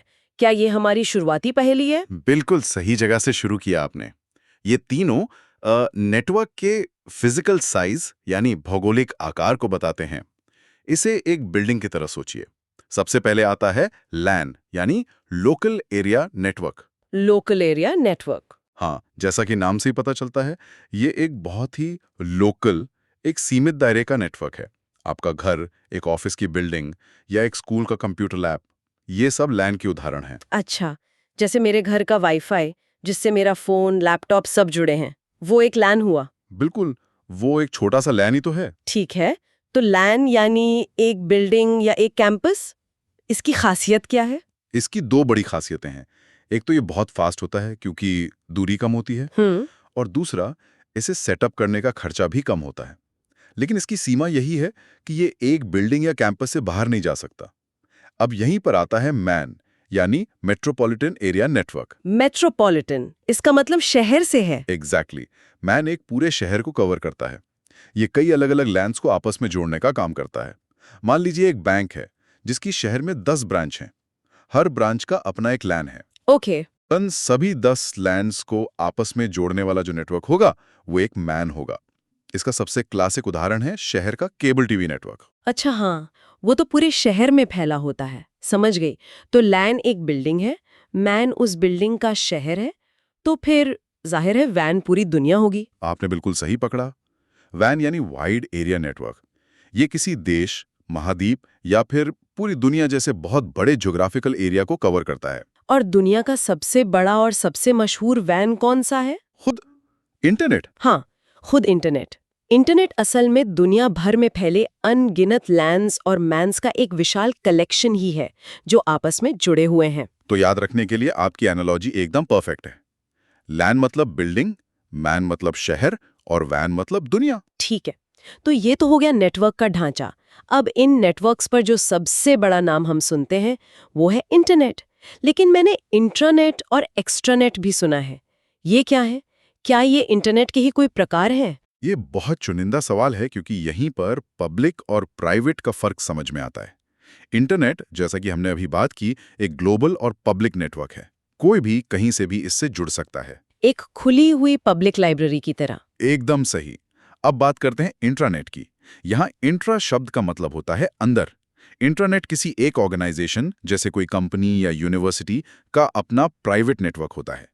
प्राइवेट? हाँ, ये इंटरनेट जैसी ही टेक्नोलॉजी इस्तेमाल करता है, वेब ब्राउजर, वेबसाइट्स, लेकिन ये बाहरी दुनिया के लिए पूरी तरह से बंद होता है।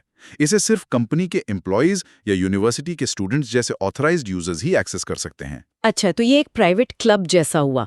कंपनी का अपना छोटा सा इंटरनेट जो सिर्फ उसके कर्मचारियों के लिए है, जैसे कंपनी का इंटरनल पोर्टल जहां वो अपनी छुट्टियां या सैलरी स्लिप्स देखते हैं। बिल्कुल। अब सोचिए, उस कंपनी को अपने कुछ पार्टनर्स या सप्लायर्स को अपने सिस्टम का थोड़ा सा एक्सेस देना है।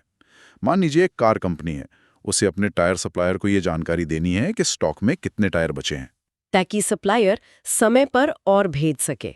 हाँ, अब कंपनी अपना पूरा इंटरनेट तो सप्लायर को नहीं दे सकती, वो तो बहुत बड़ा सिक्योरिटी रिस्क होगा। और उसे पब्लिक इंटरनेट पे भी नहीं डाल सकते। एग्जैक्टली, यहीं पर आता है एक्स्ट्रानेट। एक्स्ट्रानेट। एक्स्ट्रानेट एक कंट्रोल्ड प्राइवेट नेटवर्क है जो एक कंपनी के इंटरनेट का कुछ हिस्सा उसके बाहरी पार्टनर्स, वेंडर्स या क्लाइंट्स के लिए खोलता है। तो ये इंटरनेट से ज्यादा खुला है, लेकिन इंटरनेट की तरह पूरी तरह पब्लिक नहीं है। ये दो कंपनियों के बीच एक सुरक्षित डिजिटल पुल की तरह काम करता है। वाह, तो इंटरनेट पब्लिक लाइब्रेरी है, इंट्रानेट एक प्राइवेट ऑफिस है और एक्स्ट्रानेट उस ऑफिस का मीटिंग रूम है जहां बाहरी मेहमान आ सकते हैं। ये बहुत अच्छा तरीका है इसे याद रखने का।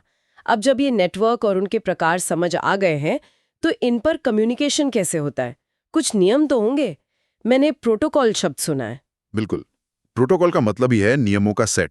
जैसे सड़क पर ट्रैफिक सिग्नल और लेन के नियम होते हैं ताकि गाड़ियां आपस में ना टकराएं। वैसे ही नेटवर्क पर डिवाइसेस को आपस में बात करने के लिए प्रोटोकॉल होते हैं।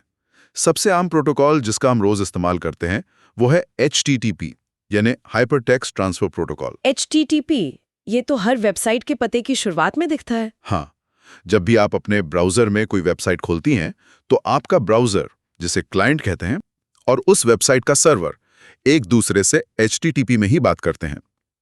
यह वेब पेजों की जानकारी ट्रांसफर करने का नियम है। लेकिन HTTP में एक बहुत बड़ी समस्या है। वो क्या? ये सिक्योर नहीं है। इसमें आपका सारा डेटा, जैसे आपका यूजर नेम, पासवर्ड, आप कौन सा पेज देख रही हैं, वो सब प्लेन टेक्स्ट यानी साधारण टेक्स्ट में भेजा जाता है। क्या मतलब कोई भी पढ़ सकता है? हाँ, अगर कोई बीच में आपके कनेक्शन को सुन रहा है, जैसे किसी पब्लिक वाईफाई पर, तो वो सब कुछ पढ़ सकता है। अरे बाप रे, ये तो काफी डरावना है। लेकिन मैं तो ऑनलाइन बैंकिंग और शॉपिंग भी करती हूँ। वहां तो वेबसाइट के पते में HTTP के आगे एक S लगा होता है और एक ताले का निशान भी बना होता है। उस छोटे से S का क्या मतलब है? वो छोटा सा S ही आज की डिजिटल दुनिया का हीरो है। S का मतलब है सिक्योर। Secure, HTTPS। HTTPS यानी hyper text transfer protocol secure. ये HTTP का ही अपग्रेडेड सुरक्षित वर्जन है। ये आपके और सर्वर के बीच भेजे जाने वाले सारे डेटा को एन्क्रिप्ट कर देता है। एन्क्रिप्ट मतलब उसे एक ऐसे मजबूत कोड में बदल देता है जिसे तोड़ना लगभग नामुमकिन होता है। तो इसका मतलब अगर मैं किसी कॉफी शॉप के पब्लिक वाईफाई पर एक HTTPS वेबसाइट इस्तेमाल कर रही हूँ, तो कोई मेरा डेटा नहीं पढ़ सकता। सही समझिए आप। वो ताला और HTTPS इस बात की गारंटी है कि आपका कनेक्शन प्राइवेट है। इसीलिए किसी भी वेबसाइट पर जहां आप अपनी कोई भी पर्सनल या फाइनेंशियल जानकारी डाल रही हो, हमेशा ये जरूर चेक करें कि वो HTTPS है या नहीं। अच्छा, इसी S ने ई-कॉमर्स और ऑनलाइन बैंकिंग को इतना भरोसेमंद और बड़ा बनाया है। तो HTTP और HTTPS तो वेब पेज देखने के लिए हो गए।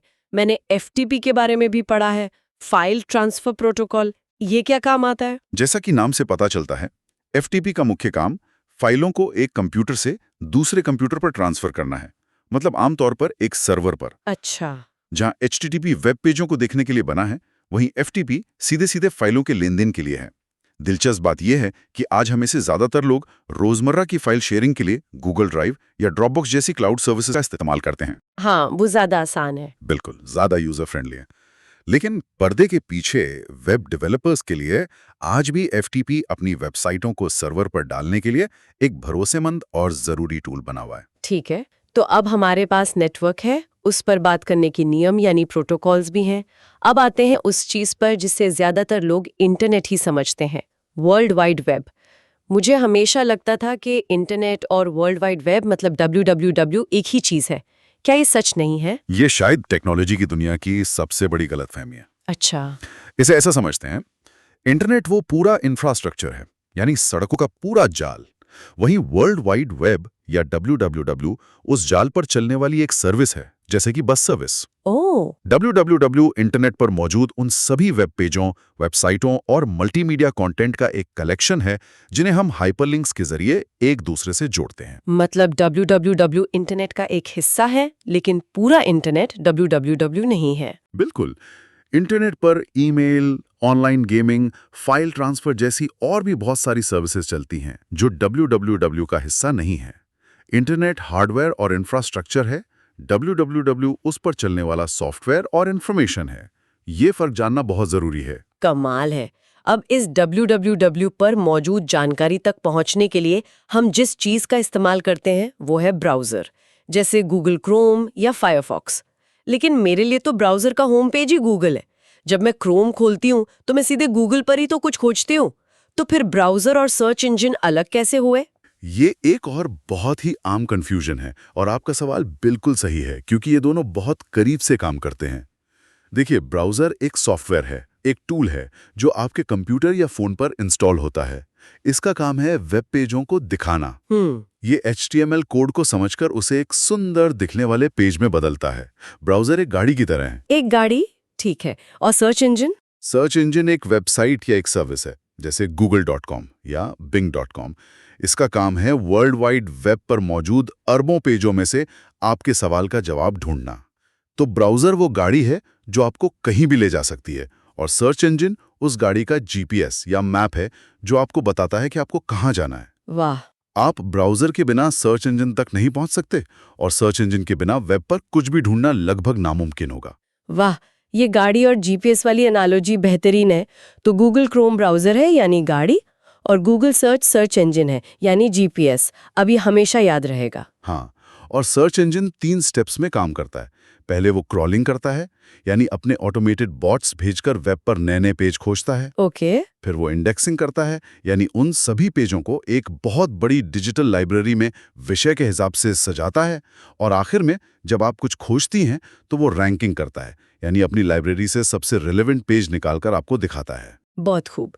अब जब हम कम्युनिकेशन की बात कर ही रहे हैं, तो इंटरनेट पर कम्युनिकेशन का एक और बहुत पुराना और ज़रूरी तरीका है ईमेल।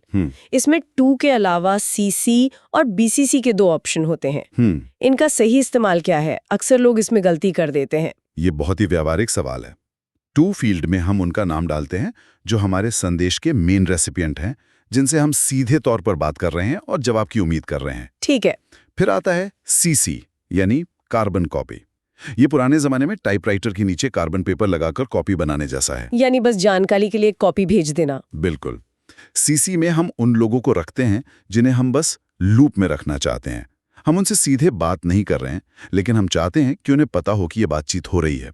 जैसे अगर एक टीम मेंबर दूसरे को कोई काम दे रहा है तो वो मैनेजर को CC में रख सकता है।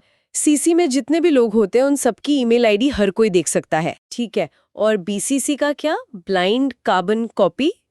ये ब्लाइंड क्यों है? ब्लाइंड इसलिए क्योंकि BCC में रखे गए रेसिपिएंट्स को कोई और नहीं देख सकता। न टू वाले, न CC वाले और न ही दूसरे BCC वाले एक दूसरे की ईमेल आईडी देख सकते हैं। अच्छा, तो ये प्राइवेसी के लिए? हाँ, बिल्कुल। मुझे याद है एक बार एक कंपनी ने अपने सभी क्लाइंट्स को न्यू ईयर की बधाई भेजने के लिए सबकी ईमेल आईडी CC में डाल दी।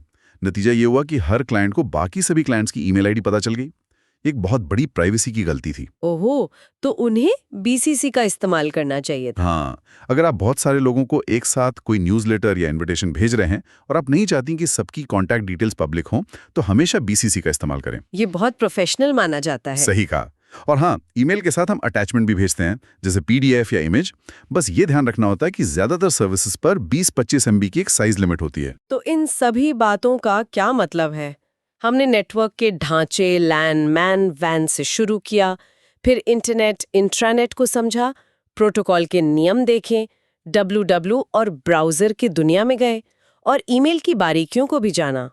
इन सबको मिलाकर देखें तो एक बड़ी तस्वीर क्या बनती है? बड़ी तस्वीर ये है कि जिस डिजिटल दुनिया में हम इतनी सहजता से रहते हैं, वो कुछ बहुत ही स्पष्ट और तार्किक नियमों और ढांचों पर बनी है। ये समझना हमें एक बेहतर और ज्यादा जागरूक डिजिटल नागरिक बनाता है। जब आप जानती हैं कि HTTP और HTTPS में क्या अंतर है, तो आप अपनी फाइनेंशियल जानकारी किसी असुरक्षित वेबसाइट पर डालने से बचती हैं। सही बात है। जब आप ब्राउजर और सर्च इंजन का फर्क समझती हैं, तो आप जानकारी को ज्यादा प्रभावी ढंग से खोज पाती हैं। सही बात है। ये सिर्फ टेक्निकल टर्म्स नहीं है, बल्कि ये वो टूल किट है जिससे हम इस डिजिटल दुनिया को बेहतर तरीके से नेविगेट कर सकते हैं। ये जानने के बाद लगता है कि हम सिर्फ एक पैसिव यूजर नहीं, बल्कि एक इन्फॉर्म्ड यूजर हैं। बिल्कुल।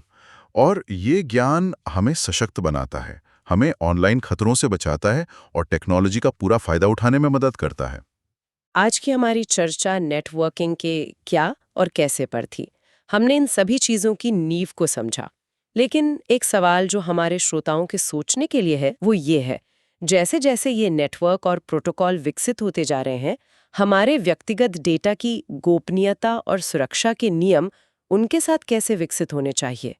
आज HTTPS एक मानक है, लेकिन कल की डिजिटल दुनिया के लिए, जहां आर्टिफिशियल इंटेलिजेंस और इंटरनेट ऑफ थिंग्स जैसी चीजें हर डिवाइस में होंगी, सुरक्षा का अगला स्तर क्या होगा और उसकी जिम्मेदारी किसकी होगी, बनाने वालों की, सरकार की या हम यूजर्स की। आज का हमारा विषय है साइबर सुरक्षा। पता है, जब भी मैं ये शब्द सुनती हूँ ना, साइबर सुरक्षा, तो मेरे दिमाग में सीधे वो हॉलीवुड फिल्मों वाले हैकर्स आते हैं। हाँ, बिल्कुल, अंधेरे कमरे में बैठे हुए। हाँ, जो कीबोर्ड पर उंगलियां दौड़ाकर दुनिया बदल रहे होते हैं। हाँ।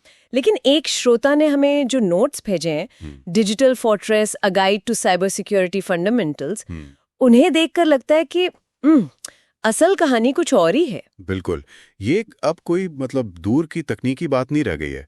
हम सब अपनी जेब में एक सुपर कंप्यूटर लेकर घूम रहे हैं। सही बात है। हमारी बैंकिंग, हमारी बातचीत, हमारी यादें, सब कुछ डिजिटल है। तो इस डिजिटल दुनिया के दरवाजे पर ताला लगाना भी उतना ही जरूरी है ना? डिजिटल दुनिया का ताला, ये अच्छा कहा।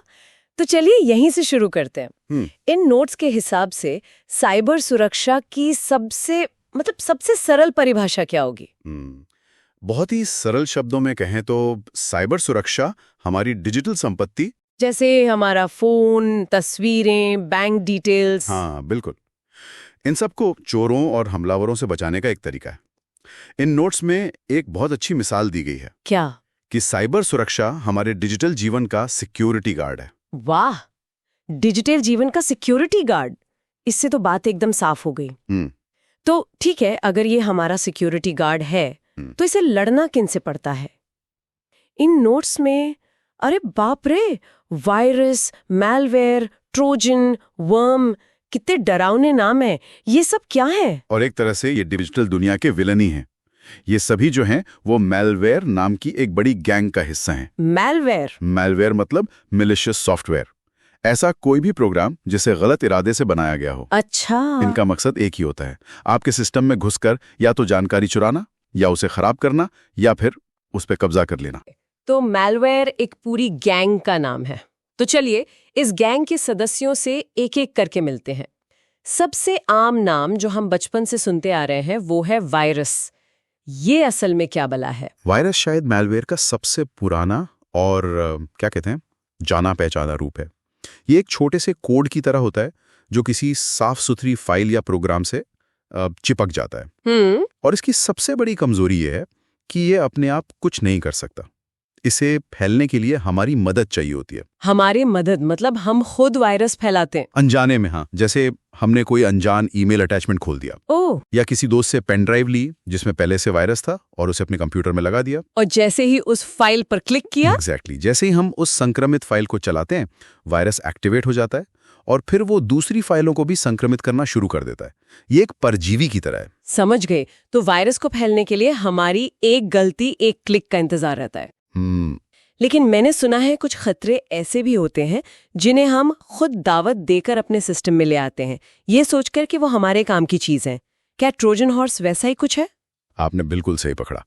ट्रोजन हॉर्स, इसका नाम ट्रॉय की कहानी वाले उस लकड़ी के घोड़े से आया है और इसका काम भी बिल्कुल वही है। अच्छा। ये बाहर से एक बहुत ही काम का सॉफ्टवेयर दिखता है, जैसे कोई मुफ्त गेम, कोई फोटो एडिटर, या किसी महंगे सॉफ्टवेयर का क्रैक वर्जन। हाँ, हमें लगता है कि वाह क्या बढ़िया चीज मिल गई, और हम उसे खुशी खुशी इंस्टॉल कर लेते हैं। और फिर घोड़े के पेट से सैनिक निकलते हैं। बिल्कुल। उस सॉफ्टवेयर के अंदर एक छिपा हुआ कोड होता है जो हमलावर को हमारे कंप्यूटर का दरवाजा खोल देता है, एक तरह का बैकडोर बना देता है। बाप रे। और यही ट्रोजन को इतना खतरनाक बनाता है। ये सिर्फ एक कोड नहीं है, ये एक तरह की सोशल इंजीनियरिंग है। ये हमारी मुफ्त की चीजें पाने की इच्छा का फायदा उठाता है। मतलब ये तकनीक से ज्यादा हमारे मनोविज्ञान से खेल रहा है। सही कहा आपने। ये तो वाकई डरावना है। तो फिर इस गैंग का तीसरा सदस्य वर्म इन दोनों से कैसे अलग है? वर्म, देखिए, वर्म इन दोनों से भी ज्यादा खतरनाक हो सकता है। क्यों? इसकी वजह है इसका आत्मनिर्भर होना।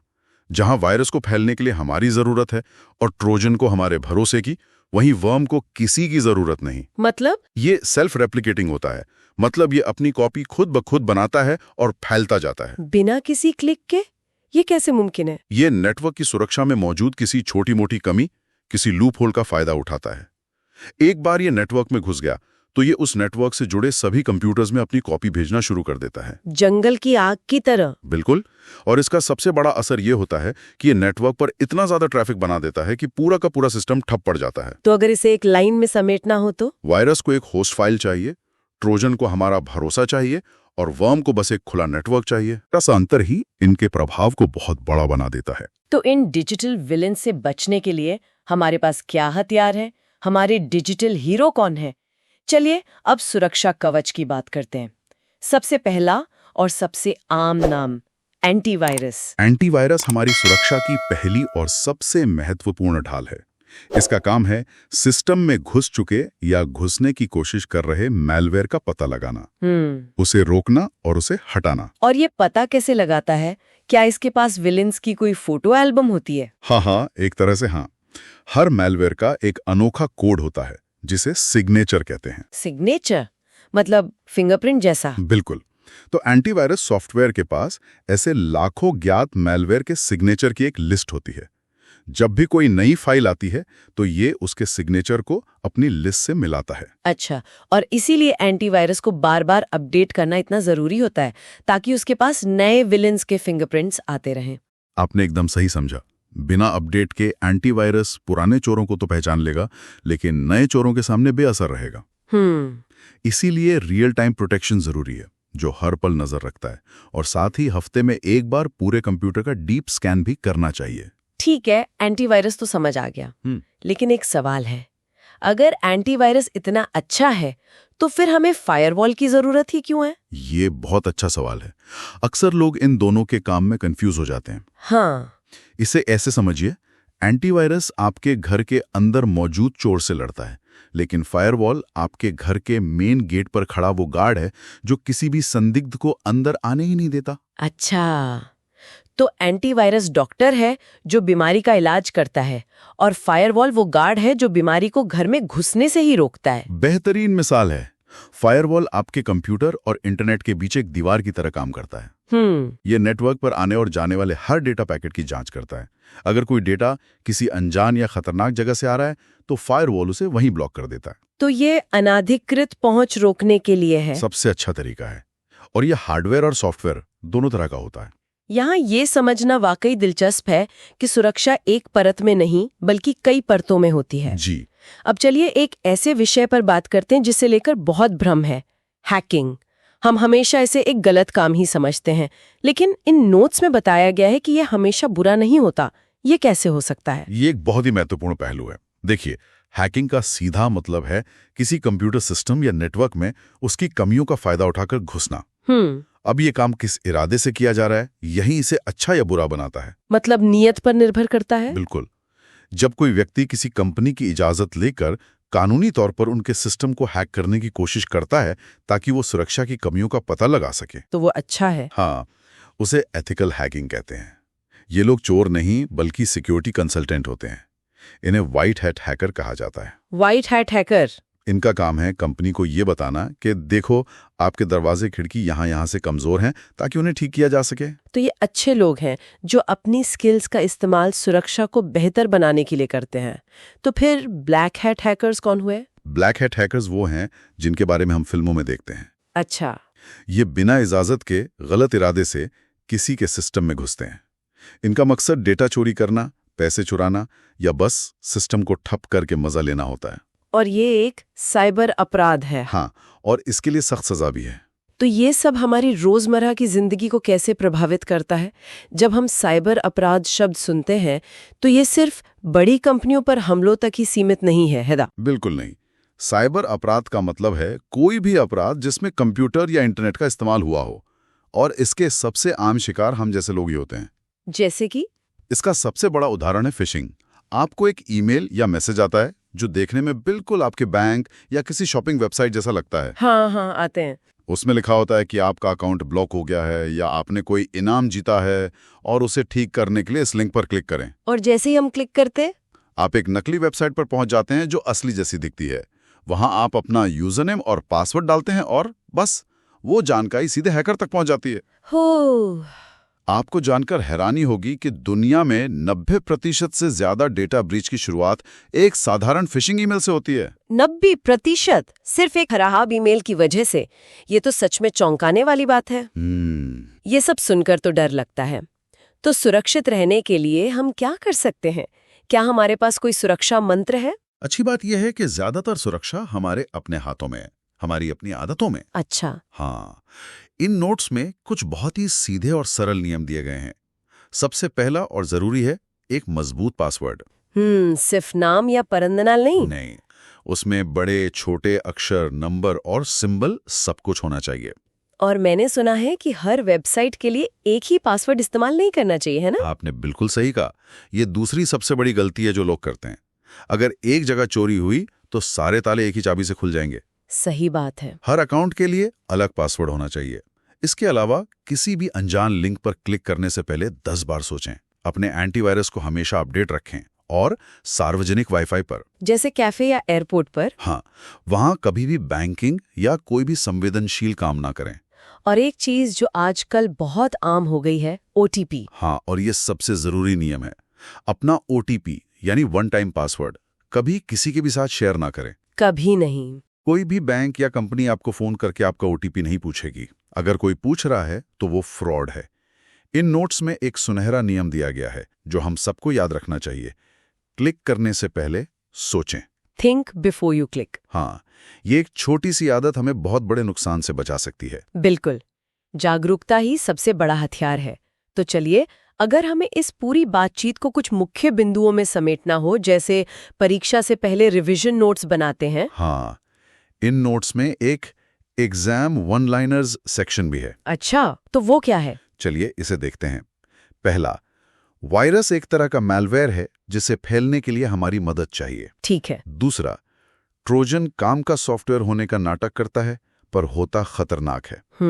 तीसरा, वर्म सबसे ज्यादा आत्मनिर्भर है, ये नेटवर्क के जरिए खुद फैलता है। ओके। चौथा, एंटीवायरस सिस्टम के अंदर के खतरों को ढूंढकर हटाता है। और पांचवा, फायरवॉल नेटवर्क के गेट पर बैठकर बाहरी खतरों को रोकता है। सही। छठा, एथिकल हैकिंग कानूनी है और सुरक्षा बढ़ाने के लिए की जाती है। और सातवां, साइबर अपराध एक दंडनीय अपराध है। ये तो एकदम क्रिस्टल क्लियर हो गया। इस जानकारी से लैस होकर कोई भी अपनी डिजिटल दुनिया को ज्यादा सुरक्षित बना सकता है। बिल्कुल। अब जाते जाते श्रोता के लिए एक विचार छोड़ते हैं। हमने व्हाइट हैट और ब्लैक हैट हैकर्स के बारे में बात की, लेकिन एक और श्रेणी भी है, ग्रे हैट हैकर्स, जो इन दोनों के बीच काम करते हैं। वे बिना अनुमति के किसी सिस्टम में कमी ढूंढते हैं जो कि अवैध है, लेकिन उसका फायदा उठाने के बजाय वे कंपनी को उसके बारे में बताते हैं, कभी-कभी एक इनाम के बदले में। ये हमें सोचने पर मजबूर करता है कि सार्वजनिक भलाई और नियमों को तोड़ने के बीच की रेखा आखिर कहाँ खींची जानी चाहिए। तो चलिए आज की चर्चा शुरू करते हैं। हमारे पास कुछ बहुत ही दिलचस्प परीक्षा केंद्रित नोट्स हैं, लेकिन ये SQL और डेटाबेस की दुनिया में एक बेहतरीन एंट्री पॉइंट है। और आज का हमारा गोल सिर्फ परिभाषाएं रटना नहीं है, है ना? हम एक कहानी की तरह इसे समझेंगे, एक छोटे से डेटा पॉइंट की कहानी। वो कैसे वो एक मीनिंगफुल जानकारी बनता है और फिर कैसे एक पूरा डिजिटल सिस्टम उसे संभालता है। बेसिकली हम ये समझने वाले हैं कि जब हम ऐप पर एक बटन क्लिक करते हैं तो पर्दे के पीछे असल में होता क्या है। ठीक है, तो चलिए इसे खोलकर समझते हैं। सबसे बुनियादी सवाल से शुरू करते हैं। हमारे नोट्स कहते हैं डेटा और सूचना अलग हैं, पर असल जिंदगी में इसका क्या मतलब है? मान लीजिए मैंने अभी एक पिज्जा ऑर्डर किया, उस एक क्लिक में क्या क्या डेटा जनरेट हुआ होगा? ये एक बेहतरीन सवाल है। उस एक क्लिक में कच्चे बिखरे हुए फैक्ट्स की एक पूरी लिस्ट तैयार हुई। जैसे कि पनीर टिक्का मीडियम साइज 1, फिर आपका पता, शाम 7:30 बजे, ऑनलाइन पेमेंट। अच्छा। अभी ये सब अलग अलग शब्द हैं। इनका आपस में कोई गहरा रिश्ता नहीं है। एक क्या है? एक पिज्जा या एक कोल्ड ड्रिंक? हाँ, और शाम 7:30 किया है, ऑर्डर करने का टाइम या डिलीवरी का, ये है कच्चा डेटा, रॉ फैक्ट्स। मतलब ये बस बिखरे हुए मोती हैं और धागा अभी तक नहीं डाला गया है। तो फिर ये सूचना या इन्फॉर्मेशन कब बनता है? जब सिस्टम उस पे कॉन्टेक्स्ट का धागा पिरोता है, जब वो इन बिखरे हुए डेटा पॉइंट्स को प्रोसेस करता है, उन्हें एक स्ट्रक्चर देता है, तब ये सूचना बनती है। सिस्टम को पता है कि पनीर टिक्का एक प्रोडक्ट है, एक उसकी क्वांटिटी है, और मेरा पता डिलीवरी लोकेशन है। बिल्कुल। अब ये बिखरा हुआ डेटा नहीं रहा, अब ये एक कंप्लीट मीनिंगफुल ऑर्डर बन गया है। यही डेटा और सूचना का मूल अंतर है, कॉन्टेक्स्ट। बिना कॉन्टेक्स्ट के डेटा बस शोर है। समझ गई। तो डेटा इनपुट है और एक वेल प्रोसेस्ड कॉन्टेक्स्ट के साथ जो आउटपुट मिलता है वो इन्फॉर्मेशन है।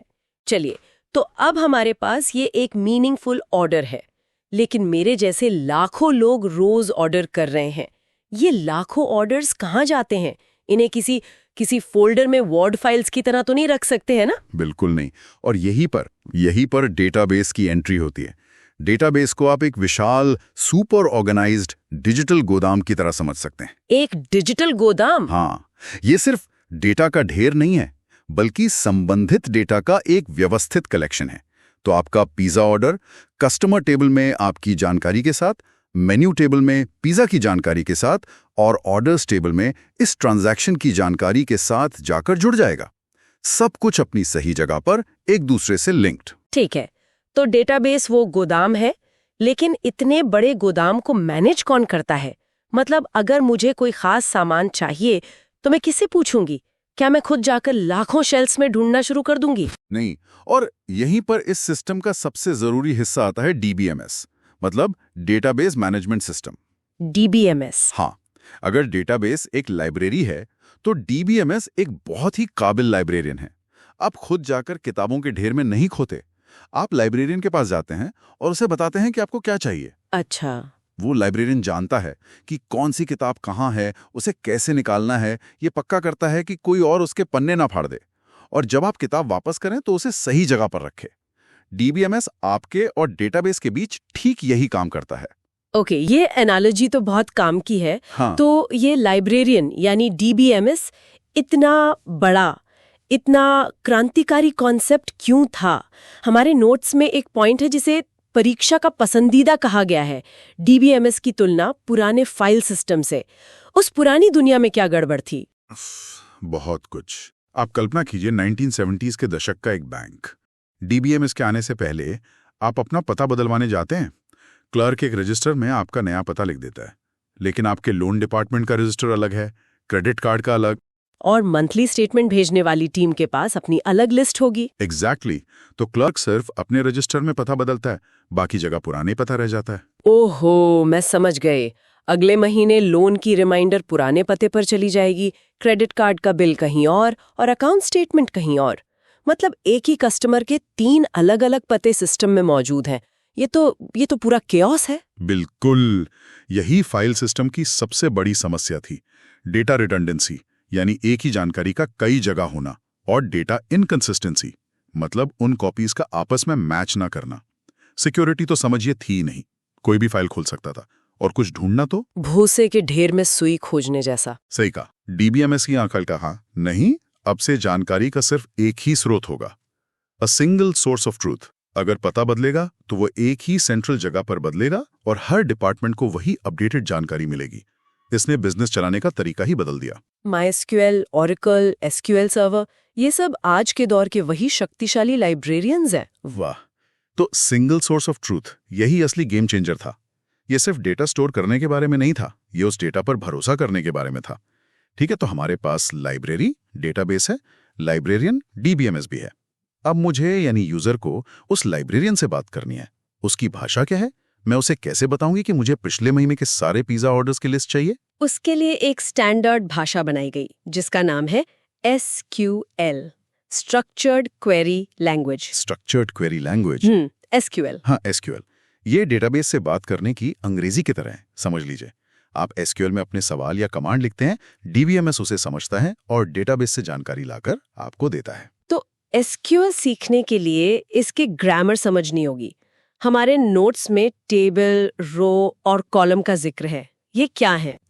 इसे उसी लाइब्रेरी वाली एनालॉजी से ही समझते हैं।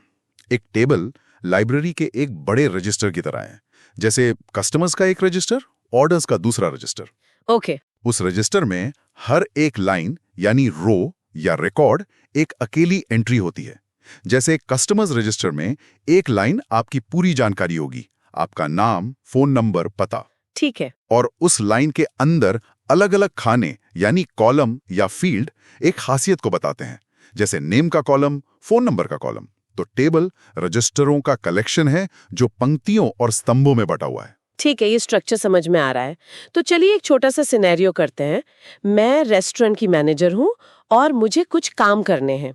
मैं आपको बताती हूँ मुझे क्या चाहिए, आप बताइए कि एसक्यूएल में मेरा लाइब्रेरियन यानी डीबीएमएस इसे कैसे समझेगा। तैयार? बिल्कुल, चलिए शुरू करते हैं। ओके, सबसे पहले मुझे आज रात के सारे ऑर्डर्स की लिस्ट देखनी है जो अब तक आए हैं। आसान है, आप एक सिलेक्ट कमांड का इस्तेमाल करेंगे। आपकी क्वेरी कुछ ऐसी होगी, select from orders where order date equals to आज की तारीख। इसका मतलब है ऑर्डर्स वाले रजिस्टर से मुझे वो सारी लाइनें दिखाओ जहां ऑर्डर की तारीख आज की है। बढ़िया। अब देखिए, अभी अभी एक नया ऑनलाइन ऑर्डर आया है, सिस्टम में एक नई एंट्री करनी है। आपके ऐप के बैकएंड में ऑटोमेटिकली एक इंसर्ट कमांड चलेगा, कुछ ऐसा, insert into orders, customer ID, pizza type, quantity, values 123, margherita 2। ये डीबीएमएस को बताता है कि ऑर्डर्स रजिस्टर में एक नई लाइन जोड़ दो इन डिटेल्स के साथ। अरे, उस कस्टमर का भी फोन आया, उसे अपने ऑर्डर में कोल्ड ड्रिंक भी जुड़वानी है, मतलब मुझे मौजूदा ऑर्डर को बदलना है। तो अब आप अपडेट कमांड का इस्तेमाल करेंगे। Update orders set extra item equals to coke where order ID is XYZ। ये डीबीएमएस को निर्देश है कि ऑर्डर्स रजिस्टर में जाओ, XYZ वाला ऑर्डर ढूंढो और उसके एक्स्ट्रा आइटम वाले कॉलम में कोक लिख दो। ओह, बहुत बुरा हुआ, कस्टमर ने पूरा ऑर्डर ही कैंसिल कर दिया है। अब इसे सिस्टम से हटाना होगा। और इसके लिए है delete command, delete from orders where order ID is equals to XYZ। बस वो रिकॉर्ड डेटाबेस से हमेशा के लिए हट गया। Select, insert, update, delete. हाँ, ये 4 कमांड्स एसक्यूएल की रीड हैं। इन्हीं से लगभग सारा काम होता है। ये तो बहुत पावरफुल है। 4 सीधे साधे कमांड से आप इतने बड़े डेटाबेस को कंट्रोल कर सकते हैं। नोट्स में DDL, DML जैसे कुछ और शब्द भी हैं। क्या वो भी महत्वपूर्ण है? हाँ, वो एसक्यूएल की ग्रामर के नियम समझने जैसा है। ये एक वैचारिक वर्गीकरण है जो परीक्षाओं के लिए जरूरी होता है। सोचिए, DDL डेटा डेफिनेशन लैंग्वेज का काम है लाइब्रेरी की संरचना बनाना, जैसे नए रजिस्टर, टेबल बनाना या पुराने हटाना, स्ट्रक्चर बनाना। हाँ, फिर DML का काम है उन रजिस्टरों के अंदर लिखना मिटाना, यानी हमारे insert, update, delete commands. DQL सिर्फ पढ़ने और सवाल पूछने के लिए है, जिसमें सेलेक्ट आता है। और DCL ये तय करता है कि किस यूजर को कौन सा रजिस्टर देखने की इजाजत है, मतलब सिक्योरिटी। ये सब हैं एसक्यूएल ही, बस उनके काम के हिसाब से अलग अलग नाम दिए गए हैं। तो इन सब का क्या मतलब निकलता है? अगर हम अपने पिज्जा ऑर्डर की उस यात्रा को फिर से देखें तो पूरी तस्वीर अब साफ हो जाती है। सब कुछ शुरू हुआ कच्चे डेटा से, पनीर टिक्का 1 मेरा पता। सिस्टम ने उसे प्रोसेस करके मीनिंगफुल सूचना यानी एक ऑर्डर बनाया। उस ऑर्डर को एक ऑर्गेनाइज्ड डेटाबेस में स्टोर किया गया। उस डेटाबेस को एक इंटेलिजेंट डीबीएमएस मैनेज कर रहा है और हम यानी यूजर्स एसक्यूएल भाषा का इस्तेमाल करके उस डीबीएमएस से कोई भी जानकारी मांग सकते हैं या बदल सकते हैं। ये तो एक पूरी इकोसिस्टम है। बिल्कुल, और ये एक बहुत ही मजबूत और तार्किक सिस्टम है। ये आज की पूरी डिजिटल अर्थव्यवस्था की नींव है। जब आप कोई फ्लाइट बुक करते हैं या अपने बैंक अकाउंट का बैलेंस चेक करते हैं या सोशल मीडिया पर कोई पुरानी फोटो ढूंढते हैं, तो आप अनजाने में इसी इकोसिस्टम का इस्तेमाल कर रहे होते हैं। एक एसक्यूएल क्वेरी पर्दे के पीछे अरबों रिकॉर्ड्स में से आपका एक रिकॉर्ड मिलीसेकंड में ढूंढ कर ला रही होती है। वाकई कमाल है। आज की चर्चा में हमने कुछ परिभाषाओं से कहीं ज्यादा समझा। हमने एक सिस्टम के जन्म की वजह, उसकी जरूरत और उसके काम करने के तरीके को देखा। हमने देखा कि कैसे डेटा सिर्फ एक शुरुआत है, असली शक्ति उसे सही तरीके से व्यवस्थित और सुलभ बनाने में है। तो आज हमें क्लिक के सफर को समझने वाले हैं। जब आप स्क्रीन पर कोई बटन दबाते हैं या जैसे कोई ऐप खोलते हैं, तो उस एक एक्शन के पीछे की पूरी कहानी क्या है? वो कहानी असल में सिर्फ 2 नंबरों से शुरू होती है, 0 और 1। हमारे पास जो जानकारी है वो हमें सीधे कंप्यूटर की आत्मा तक ले जाती है, और आज हम इसी डिजिटल दुनिया की भाषा, उसकी ग्रामर और उसके ब्लूप्रिंट को डिकोड करेंगे। ये बिल्कुल सही तरीके से देखने का। लोग अक्सर सोचते हैं कि कंप्यूटर बहुत कॉम्प्लेक्स हैं, और वो हैं भी, लेकिन उनकी बुनियाद हैरान करने वाली हद तक सरल है। अच्छा। हाँ, ये ठीक वैसा ही है जैसे इंसानी शरीर खरबों कोशिकाओं से बना है, पर हर कोशिका कुछ बहुत ही बुनियादी नियमों पर काम करती है। आज हम कंप्यूटर के उन्हीं बुनियादी नियमों को समझने जा रहे हैं कि आखिर एक मशीन सोचती कैसे है। तो चलिए इस सफर की शुरुआत भाषा से करते हैं। हम इंसान हजारों भाषाएं बोलते हैं, लेकिन कंप्यूटर वो सिर्फ एक ही भाषा समझता है, बाइनरी। तो सवाल ये है कि इतनी आधुनिक मशीन इतनी सरल सिर्फ 2 अंकों वाली भाषा का इस्तेमाल क्यों करती है? इसका जवाब कंप्यूटर के डिजाइन में ही छिपा है, उसके हार्डवेयर में। हार्डवेयर में? हाँ, कंप्यूटर बिजली से चलते हैं, और बिजली के लिए सबसे भरोसेमंद 2 ही अवस्थाएं होती हैं, करंट ऑन है या ऑफ है। अच्छा, ऑन या ऑफ? बस, कोई बीच का रास्ता नहीं, कोई कंफ्यूजन नहीं। ऑन को कंप्यूटर 1 मान लेता है और ऑफ को 0। इसी को बाइनरी सिस्टम कहते हैं, जिसका बेस या कह सकते हैं रेडिक्स 2 होता है। क्योंकि इसमें सिर्फ 2 ही अंक हैं। बिल्कुल। जबकि हम इंसानों का डेसिमल सिस्टम बेस 10 है, क्योंकि हमारे पास 0 से 9 तक माया 10 उंगलियों की तरह 10 अंक हैं। ठीक है, तो डेसिमल हमारी भाषा है और बाइनरी कंप्यूटर की। ओके। लेकिन मैंने ऑक्टल जो बेस 8 है और हेक्साडेसिमल बेस 16 इनके बारे में भी सुना है। ठीक। जब कंप्यूटर सिर्फ बाइनरी समझता है तो हमें इन अलग-अलग सिस्टम्स की जरूरत क्यों पड़ी? ये एक बहुत बड़ा मिसकंसेप्शन है, और यहीं पर बात दिलचस्प हो जाती है। अच्छा। ऑक्टल और हेक्साडेसिमल सिस्टम कंप्यूटर के लिए बने ही नहीं है। क्या? तो फिर किसके लिए है? वो हम इंसानों के लिए, खासकर प्रोग्रामर्स की सहूलियत के लिए बनाए गए हैं।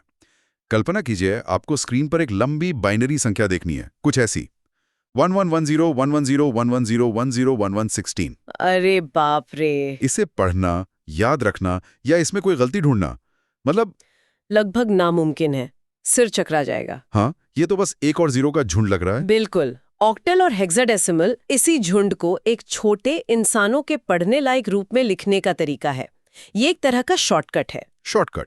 हाँ, मुझे याद है जब मैंने पहली बार प्रोग्रामिंग सीखी थी तो ऐसी बाइनरी स्ट्रिंग्स देखकर मुझे लगा कि ये मेरे बस की बात नहीं। फिर किसी ने हेक्साडेसिमल का शॉर्टकट समझाया और लगा जैसे किसी ने अंधेरे कमरे में बत्ती जला दी हो। अच्छा, तो ये वैसा ही है जैसे हम 1 करोड़ लिखने के लिए 1 के बाद 7 शून्य नहीं लगाते, बल्कि सीधे 1 करोड़ लिख देते हैं। ये बस हमारे दिमाग के लिए एक शॉर्टकट है। आपने बिल्कुल सही पकड़ा। और हेक्साडेसिमल तो आज हर जगह इस्तेमाल होता है। अगली बार जब आप किसी वेबसाइट पर अपने पसंदीदा रंग का कोड देखें, मान लीजिए #FF5733, हाँ, देखा है मैंने, जो एक तरह का नारंगी रंग है, तो आप असल में एक ही पल में कई भाषाओं में बात कर रहे होते हैं। हैशटैग कंप्यूटर को बताता है कि ये एक रंग है। FF57 और 33 इंसानों के लिए लिखे गए हेक्साडेसिमल शॉर्टकट हैं। और कंप्यूटर इन सबको बाइनरी में बदलता है। एग्जैक्टली। और फिर स्क्रीन पर वो खूबसूरत नारंगी रंग दिखा पाता है। ये एक पल में होने वाला मल्टीलिंगुअल कम्युनिकेशन है। ये तो कमाल है। मतलब हेक्साडेसिमल एक तरह से ट्रांसलेटर है जो इंसान और मशीन के बीच काम करता है। अब ये जो एक सिस्टम से दूसरे में बदलने की प्रक्रिया है, ये भी काफी दिलचस्प लगती है, जैसे बाइनरी को ऑक्टल या हेक्सा में बदलना। और ये उस शॉर्टकट की वजह से बहुत आसान है, क्योंकि 8 जो है वो 2 की तीसरी घात है, 2 क्यूब, और 16 2 की चौथी घात, 24। बिल्कुल। तो एक आसान सी ट्रिक काम करती है। बाइनरी से ऑक्टल में जाने के लिए आप बाइनरी नंबर को दाईं ओर से 3-3 के ग्रुप में बांटते हैं। 3 के ग्रुप में, ठीक है। और हेक्साडेसिमल में जाने के लिए 4-4 के ग्रुप में। जैसे मान लीजिए 1111011101 को हेक्सा में बदलना हो तो आप 1110 और 1101 के 2 ग्रुप बनाएंगे। अब 1110 का मतलब डेसिमल में 14 होता है, जो हेक्सा में ई है, और 1101 का मतलब 13 होता है, जो डी है। तो ये बन गया ईडी। बस हो गया। तो ये तो हुई कंप्यूटर की भाषा, उसका शब्दकोश। लेकिन सिर्फ शब्द जानने से कुछ नहीं होता, वाक्य बनाने के लिए ग्रामर भी चाहिए। तो कंप्यूटर का व्याकरण क्या है? वो निर्णय कैसे लेता है? बहुत बढ़िया सवाल। और यहीं से हम कंप्यूटर के दिमाग में प्रवेश करते हैं। कंप्यूटर का व्याकरण है बूलियन लॉजिक। Boolean logic? हाँ, ये जॉर्ज बूल नाम के एक गणितज्ञ ने 19वीं सदी में बनाया था। ये एक ऐसा तर्क है जिसमें हर चीज सिर्फ 2 ही मानों में सिमट जाती है, सत्य यानी ट्रू या असत्य यानी फॉल्स। कंप्यूटर की भाषा में कहें तो 1 या 0। बिल्कुल। मतलब कंप्यूटर का पूरा निर्णय लेने का सिस्टम बस हाँ या नहीं पर आधारित है। हाँ इतना सिंपल। हाँ बिल्कुल। और ये पूरा सिस्टम सिर्फ 3 बुनियादी ऑपरेशनों पर चलता है। इन्हें हम डिजिटल दुनिया के परमाणु कह सकते हैं। परमाणु, ठीक है, बताइए। पहला है एंड। एंड एंड कहता है कि नतीजा ट्रू तभी होगा जब सारे इनपुट ट्रू हों। इसका सबसे अच्छा उदाहरण है वेबसाइट लॉगिन। अच्छा। आपको अपना यूजर आईडी एंड पासवर्ड दोनों सही डालने पड़ते हैं ना। हाँ एक भी गलत हुआ तो दरवाजा नहीं खुलेगा। हाँ, ये समझ गई, दोनों सही होने चाहिए। दूसरा कौन सा है? दूसरा है और थोड़ा उदार है। वो कहता है कि नतीजा ट्रू हो जाएगा अगर कोई भी एक इनपुट ट्रू हो। कोई भी एक। हाँ। सोचिए, किसी सेल में आपको डिस्काउंट तब मिलेगा जब या तो आप एक सीनियर सिटीजन हो और आपके पास एक कूपन कोड हो। दोनों में से कोई भी एक शर्त पूरी हो गई तो आपका काम बन गया। ठीक है, एंड में सब जरूरी और में कोई एक। हाँ। और तीसरा सबसे सीधा है नॉट। ये बस जो भी इनपुट है उसे पलट देता है। मतलब अगर इनपुट ट्रू है तो आउटपुट फॉल्स होगा, अगर इनपुट फॉल्स है तो आउटपुट ट्रू होगा। जैसे लाइट ऑन है का नॉट होगा लाइट ऑन नहीं है। मतलब सिर्फ ये 3 नियम एंड और नॉट, इन्हीं से कंप्यूटर के सारे जटिल फैसले लिए जाते हैं। ये सोचने में भी मतलब अजीब लगता है। ये अजीब जरूर है पर सच है। ये 3 ऑपरेटर डिजिटल दुनिया के परमाणु हैं। इनसे मिलकर लॉजिक गेट्स बनते हैं, लॉजिक गेट से मिलकर इंटीग्रेटेड सर्किट बनते हैं और करोड़ों सर्किट मिलकर वो प्रोसेसर बनाते हैं जो हमारे फोन या लैपटॉप में है। वाह। हर एक इफ एल्स स्टेटमेंट जो एक प्रोग्रामर लिखता है, हर एक फैसला जो आपका कंप्यूटर लेता है, वो इन्हीं 3 परमाणुओं पर खड़ा होता है। तो हमने कंप्यूटर की भाषा समझ ली, जो है नंबर सिस्टम, और उसकी ग्रामर भी, यानी बुलियन लॉजिक। अब उस ब्लूप्रिंट की बात करते हैं जिसके बारे में हमने शुरू में कहा था। अगर मुझे कोई प्रोग्राम बनाना है तो मैं इन नियमों को एक स्ट्रक्चर कैसे दूंगी? यहीं पर फ्लो चार्ट्स की भूमिका आती है ना? बिल्कुल। फ्लो चार्ट किसी भी प्रोग्राम का आर्किटेक्चरल ड्राइंग है। कोई भी अच्छा इंजीनियर बिल्डिंग बनाने से पहले उसका नक्शा बनाता है, ताकि उसे पता हो कि कौन सी चीज कहाँ होगी। हाँ, और सब कुछ सही तरीके से जुड़ेगा या नहीं। फ्लो चार्ट प्रोग्रामर के लिए वही काम करता है। ये कोड की एक एक लाइन लिखने से पहले पूरे लॉजिक को तस्वीरों के जरिए कागज पर उतारने का तरीका है। और मैंने देखा है कि इसमें अलग अलग आकृतियों का मतलब भी अलग अलग होता है, सही है? हाँ, ये एक स्टैंडर्ड विजुअल भाषा है। ओवल यानी अंडाकार आकृति का मतलब होता है स्टार्ट या एंड। पैरेललोग्राम का मतलब है इनपुट या आउटपुट, मतलब यूजर से कुछ लेना या उसे कुछ दिखाना। बिल्कुल। आयत यानी रेक्टेंगल का मतलब है कोई प्रोसेस या कैलकुलेशन करना, जैसे a+b। और सबसे जरूरी है डायमंड की आकृति। डायमंड, वो क्यों सबसे जरूरी है? क्योंकि डायमंड वो जगह है जहां बूलियन लॉजिक काम में आता है। ये निर्णय लेने का प्रतीक है। अच्छा, फैसला लेने की जगह। हाँ, यहां से हमेशा 2 रास्ते निकलते हैं। हाँ यानी यस या नहीं यानी नो। यहीं पर प्रोग्राम सोचता है। चलिए उसी लॉगिन वाले उदाहरण का फ्लो चार्ट सोचते हैं। हाँ, ये अच्छा रहेगा। ठीक है, तो सबसे पहले स्टार्ट का ओवल होगा, फिर एक पैरेललोग्राम जिसमें लिखा होगा यूजर से आईडी और पासवर्ड लो। इसके बाद आएगा हमारा डायमंड, फैसला लेने वाला डायमंड। हाँ, जिसके अंदर सवाल होगा क्या आईडी और पासवर्ड सही हैं? अब यहां से 2 रास्ते निकलेंगे। अगर जवाब हाँ है तो वेलकम स्क्रीन। सही। एक रास्ता एक आयत की ओर जाएगा जिसमें लिखा होगा वेलकम स्क्रीन दिखाओ। अगर जवाब नहीं है तो दूसरा रास्ता एक दूसरे आयत की ओर जाएगा जिसमें लिखा होगा एरर मैसेज दिखाओ। और फिर दोनों रास्ते आकर मिल जाएंगे। बिल्कुल। और आखिर में एंड के ओवल पर आकर प्रोसेस खत्म हो जाएगा। वाह, इसने तो पूरे प्रोसेस को एकदम क्रिस्टल क्लियर कर दिया। आप साफ साफ देख सकते हैं कि प्रोग्राम का फ्लो कैसे चलेगा और कहां पर क्या फैसला लिया जाएगा। और यही इसकी खूबी है। ये एक यूनिवर्सल ब्लूप्रिंट है। इसे देखकर भारत का प्रोग्रामर हो या ब्राजील का, कोई भी समझ सकता है कि लॉजिक क्या है और फिर उसे अपनी पसंदीदा प्रोग्रामिंग भाषा में कोड कर सकता है। के पीछे की पूरी कहानी को डिकोड किया। हमने देखा कि कंप्यूटर की भाषा बाइनरी है, लेकिन इंसानों की सहूलियत के लिए हेक्साडेसिमल जैसे शॉर्टकट बनाए गए हैं। फिर हमने उसकी ग्रामर यानी बूलियन लॉजिक को समझा, जिसके सिर्फ 3 परमाणु एंड और नॉट हर डिजिटल फैसले की नींव है। और अंत में हमने देखा कि फ्लो चार्ट कैसे इस पूरे लॉजिक का एक विजुअल ब्लूप्रिंट तैयार करता है। यह एक बेहतरीन सारांश है। और जानते हैं, मैं इसे एक आखिरी सवाल के साथ छोड़ना चाहूंगा।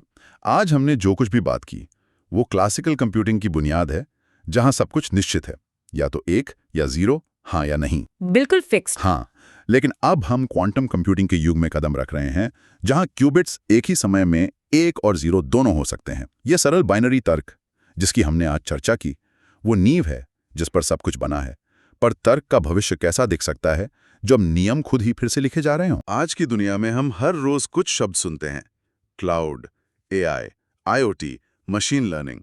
ये सुनने में काफी भारी भरकम लगते हैं और ऐसा लगता है जैसे ये सब अलग-अलग चीजें हैं।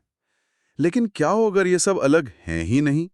क्या हो अगर ये सब एक ही बहुत बड़ी मशीन के अलग-अलग पुर्जे हैं?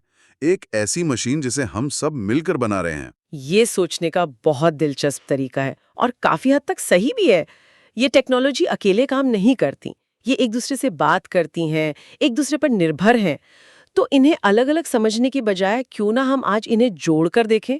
सोचिए कि हम आज स्क्रैच से, मतलब बिल्कुल शुरुआत से, एक स्मार्ट सिटी बना रहे हैं। अच्छा, तो आज हम एक डिजिटल शहर के आर्किटेक्ट बन जाते हैं। बिल्कुल, और हमारे आज के 5 विषय ही वो ब्लूप्रिंट हैं। हम देखेंगे कि एक मॉडर्न डिजिटल सिस्टम बनाने के लिए ये 5 बिल्डिंग ब्लॉक्स कैसे एक साथ फिट होते हैं। तो आज हम सिर्फ परिभाषाएं नहीं समझेंगे, हम एक पूरा इकोसिस्टम खड़ा करेंगे। ये मजेदार होने वाला है। तो हमारे शहर के ब्लूप्रिंट के 5 हिस्से हैं।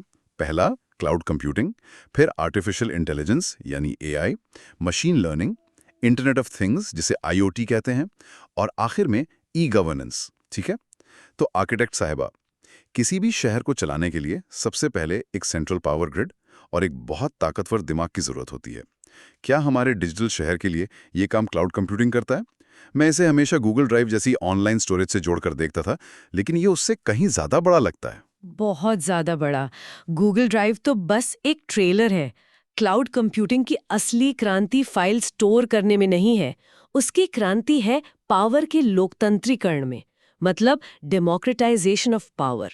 सोचिए, 15-20 साल पहले अगर आपको एक पावरफुल कंप्यूटर सिस्टम चाहिए था तो आपको लाखों करोड़ों रुपए खर्च करके बड़े-बड़े सर्वर खरीदने पड़ते थे। ये सिर्फ बड़ी कंपनियों के बस की बात थी। और अब 2 लोगों का एक छोटा सा स्टार्टअप भी अमेज़न या गूगल से कुछ घंटों के लिए उतना ही कंप्यूटिंग पावर किराए पर ले सकता है जितना एक मल्टीनेशनल कंपनी के पास है। आप एक फाइल कैबिनेट नहीं, एक पूरी सुपर कंप्यूटर फैक्ट्री किराए पर ले रहे हैं। यही असली गेम चेंजर है। बिजनेस को अब कैपेक्स मतलब कैपिटल एक्सपेंडिचर पर भारी निवेश नहीं करना पड़ता। वे ओपेक्स यानी ऑपरेशनल एक्सपेंडिचर मॉडल पर काम कर सकते हैं। जितना इस्तेमाल करो उतना पैसा दो। वाह, ये तो पूरा बिजनेस मॉडल ही बदल देता है। लेकिन इसमें ये जो शब्द आते हैं IaaS, PaaS, SaaS, ये हमेशा कंफ्यूज करते हैं। क्या इन्हें समझने का कोई आसान तरीका है? हाँ, इसका एक बहुत मजेदार तरीका है। सोचिए, आपको पिज़्ज़ा बनाना है। पहला ऑप्शन है IaaS, infrastructure as a service. ये ऐसा है जैसे आप एक प्रोफेशनल किचन किराए पर ले रहे हैं। आपको ओवन मिलेगा, बिजली मिलेगी, काउंटर मिलेगा। लेकिन पिज़्ज़ा का आटा, सॉस, टॉपिंग्स, वो सब आपको खुद लाना होगा। मतलब आपको बेसिक इंफ्रास्ट्रक्चर मिल गया, बाकी सब आपका। अच्छा, दूसरा है PaaS, platform as a service. ये एक पिज्जा किट जैसा है। आपको किचन भी मिला और साथ में आटा और सॉस भी। आपको बस अपनी पसंदीदा टॉपिंग्स डालनी है। ये डेवलपर्स के लिए है जिन्हें ऐप बनाने का प्लेटफॉर्म मिल जाता है। समझ गया। और तीसरा जो हम सब इस्तेमाल करते हैं वो है SaaS, software as a service. ये ऐसा है जैसे आपने बना बनाया पिज्जा सीधा घर पर ऑर्डर कर लिया। आपको बस उसे खाना है। आपका Gmail, Netflix, Office 365, ये सब वो डिलीवरी वाला पिज्जा ही है। क्या बात है, अब ये हमेशा के लिए याद रहेगा। तो हमारे स्मार्ट सिटी का दिमाग और पावर ग्रिड तैयार है, क्लाउड। लेकिन एक दिमाग तब तक बेकार है जब तक उसके पास देखने, सुनने और महसूस करने की शक्ति ना हो। उसे रियल वर्ल्ड से जानकारी चाहिए। तो क्या शहर की ये इंद्रियां या सेंसेस ही IoT हैं? बिल्कुल सही पकड़ा। इंटरनेट ऑफ थिंग्स यानी IoT हमारे स्मार्ट सिटी की आंखें, कान और नसें हैं। सड़कों पर लगे ट्रैफिक कैमरा, हवा की क्वालिटी जांचने वाले सेंसर, घरों में लगी स्मार्ट लाइट्स, हमारी कलाई पर बंदी स्मार्ट वॉच, ये सब IoT डिवाइस है। पहले मैं सोचता था कि IoT का मतलब है कि मैं अपने फोन से घर का AC ऑन कर सकता हूँ, लेकिन ये उससे भी गहरा है ना? हाँ, एसी को रिमोट से ऑन करना तो बस एक फीचर है। असली जादू उस डिवाइस में नहीं, बल्कि उससे निकलने वाले डेटा में है। हर आईओटी डिवाइस लगातार डेटा की एक नदी बहा रहा है। आपकी स्मार्ट वॉच सिर्फ समय नहीं बता रही, वो आपके हर कदम, आपकी हार्ट रेट, आपके सोने के पैटर्न का डेटा बना रही है। शहर का ट्रैफिक सेंसर सिर्फ ट्रैफिक नहीं गिन रहा, वो दिन के हर पल का ट्रैफिक फ्लो डेटा तैयार कर रहा है। आईओटी का असली काम है हमारी फिजिकल वर्ल्ड को एक डिजिटल डेटा स्ट्रीम में बदलना। समझ गया। तो हमारे शहर में अब एक सेंट्रल ब्रेन है जो कि क्लाउड है, और लाखों सेंसर हैं यानी आईओटी, जो लगातार डेटा की नदियां उस ब्रेन तक पहुंचा रहे हैं। लेकिन इस अरबों खरबों डेटा पॉइंट्स का मतलब क्या है? दिमाग इस डेटा का करेगा क्या? यहीं पर एआई और मशीन लर्निंग की एंट्री होती होगी। एकदम। अब हम अपने शहर को बुद्धि देंगे। एआई यानी आर्टिफिशियल इंटेलिजेंस वो बड़ा सपना है, बड़ा लक्ष्य है कि हमारा शहर खुद ब खुद फैसले ले सके, मतलब इंटेलिजेंट बन सके। और मशीन लर्निंग एमएल उस सपने को हकीकत में बदलने का तरीका है, उसका इंजन है। ठीक है, तो एआई लक्ष्य है और एमएल उसे पाने का रास्ता। और एमएल की खासियत यह है कि वो डेटा से खुद सीखता है।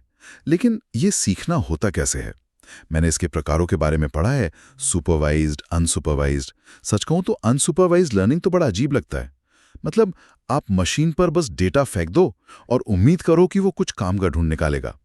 कोई बिजनेस इस पर कैसे भरोसा कर सकता है? आपका सवाल बहुत अच्छा है। ये सुनने में वाकई थोड़ा क्योटिक, मतलब अराजक लगता है, लेकिन ये आज की दुनिया में सबसे शक्तिशाली तरीकों में से एक है। इसका क्लासिक उदाहरण है आपका नेटफ्लिक्स या अमेज़न। जब नेटफ्लिक्स आपको कोई मूवी सजेस्ट करता है तो उसे ये नहीं पता होता कि आपको वो कहानी क्यों पसंद आएगी। उसने बस लाखों यूजर्स के डेटा में एक पैटर्न देखा है कि जो लोग स्ट्रेंजर थिंग्स देखते हैं वे द विचर भी देखते हैं। ये एक ऐसा कनेक्शन है जो शायद कोई इंसान कभी न सोच पाता। अनसुपरवाइज्ड लर्निंग ऐसे ही छिपे हुए पैटर्न्स को उजागर करती है। और सुपरवाइज्ड लर्निंग तो इसका उल्टा होगा, जहां हम उसे सिखाते हैं। हाँ, सुपरवाइज्ड लर्निंग में हम मशीन को लेबल्ड डेटा देते हैं। हम उसे बिल्ली की हजारों तस्वीरें दिखाकर बताते हैं कि ये बिल्ली है। धीरे धीरे वो सीख जाती है। लेकिन यहाँ एक बहुत ज़रूरी बात समझनी है। जब हम एआई की बुद्धि की बात करते हैं तो ये इंसानी बुद्धि जैसी नहीं है।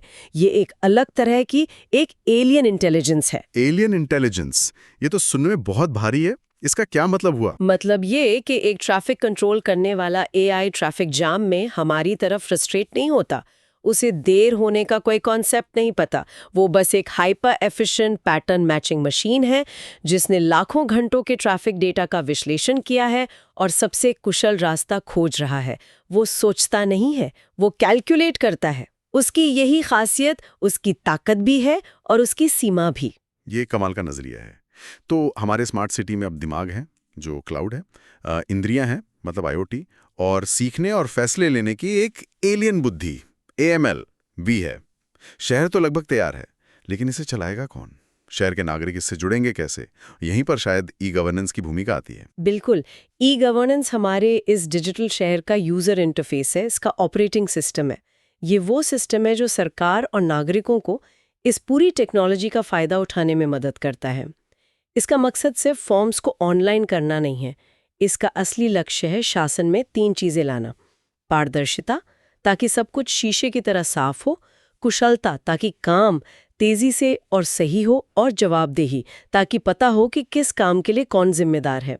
तो जब मैं ऑनलाइन पासपोर्ट के लिए अप्लाई करता हूँ, जो G2C यानी गवर्नमेंट टू सिटीजन हुआ, हाँ, या कोई बिजनेस ऑनलाइन टैक्स भरता है G2B, तो ये उस विशाल टेक इंफ्रास्ट्रक्चर का सिर्फ ऊपरी हिस्सा है जिसे हम अभी बना रहे थे। बैकएंड पर चल रही हैं जिसे हमने अभी आईओटी, क्लाउड और एआई से बनाया है।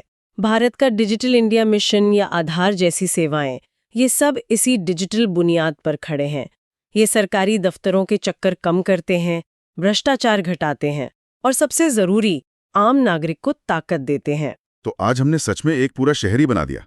चलिए एक बार अपने शहर का नक्शा फिर से देखते हैं। आईओटी डिवाइसेस हमारे शहर के सेंसर हैं जो डेटा इकट्ठा करते हैं। ये सारा डेटा क्लाउड पर जाता है जो हमारे शहर का शक्तिशाली दिमाग है। इस दिमाग के अंदर मशीन लर्निंग और एआई के इंजन उस डेटा से सीखते हैं और शहर के लिए बुद्धिमान फैसले लेते हैं।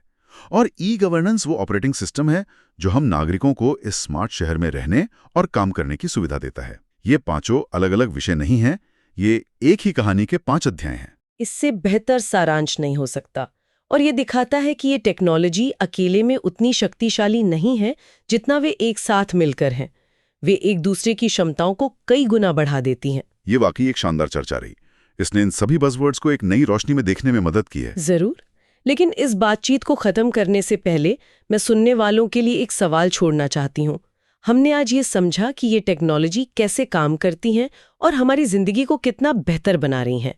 लेकिन जब ये सभी टेक्नोलॉजी एक दूसरे से और गहराई से जुड़ जाएंगी, जब आपकी स्मार्ट वॉच, आपकी कार, आपका फ्रिज और सरकार के सिस्टम सब एक दूसरे से बात कर रहे होंगे, तब हमारे निजी डेटा की प्राइवेसी और सुरक्षा का क्या होगा? हर डिवाइस हमारा डेटा इकट्ठा कर रहा है, हर सर्विस हमारी आदतों को ट्रैक कर रही है। तो सोचने वाली बात यह है कि क्या भविष्य की सबसे बड़ी चुनौती सुविधा और सुरक्षा के बीच सही संतुलन बनाने की होगी?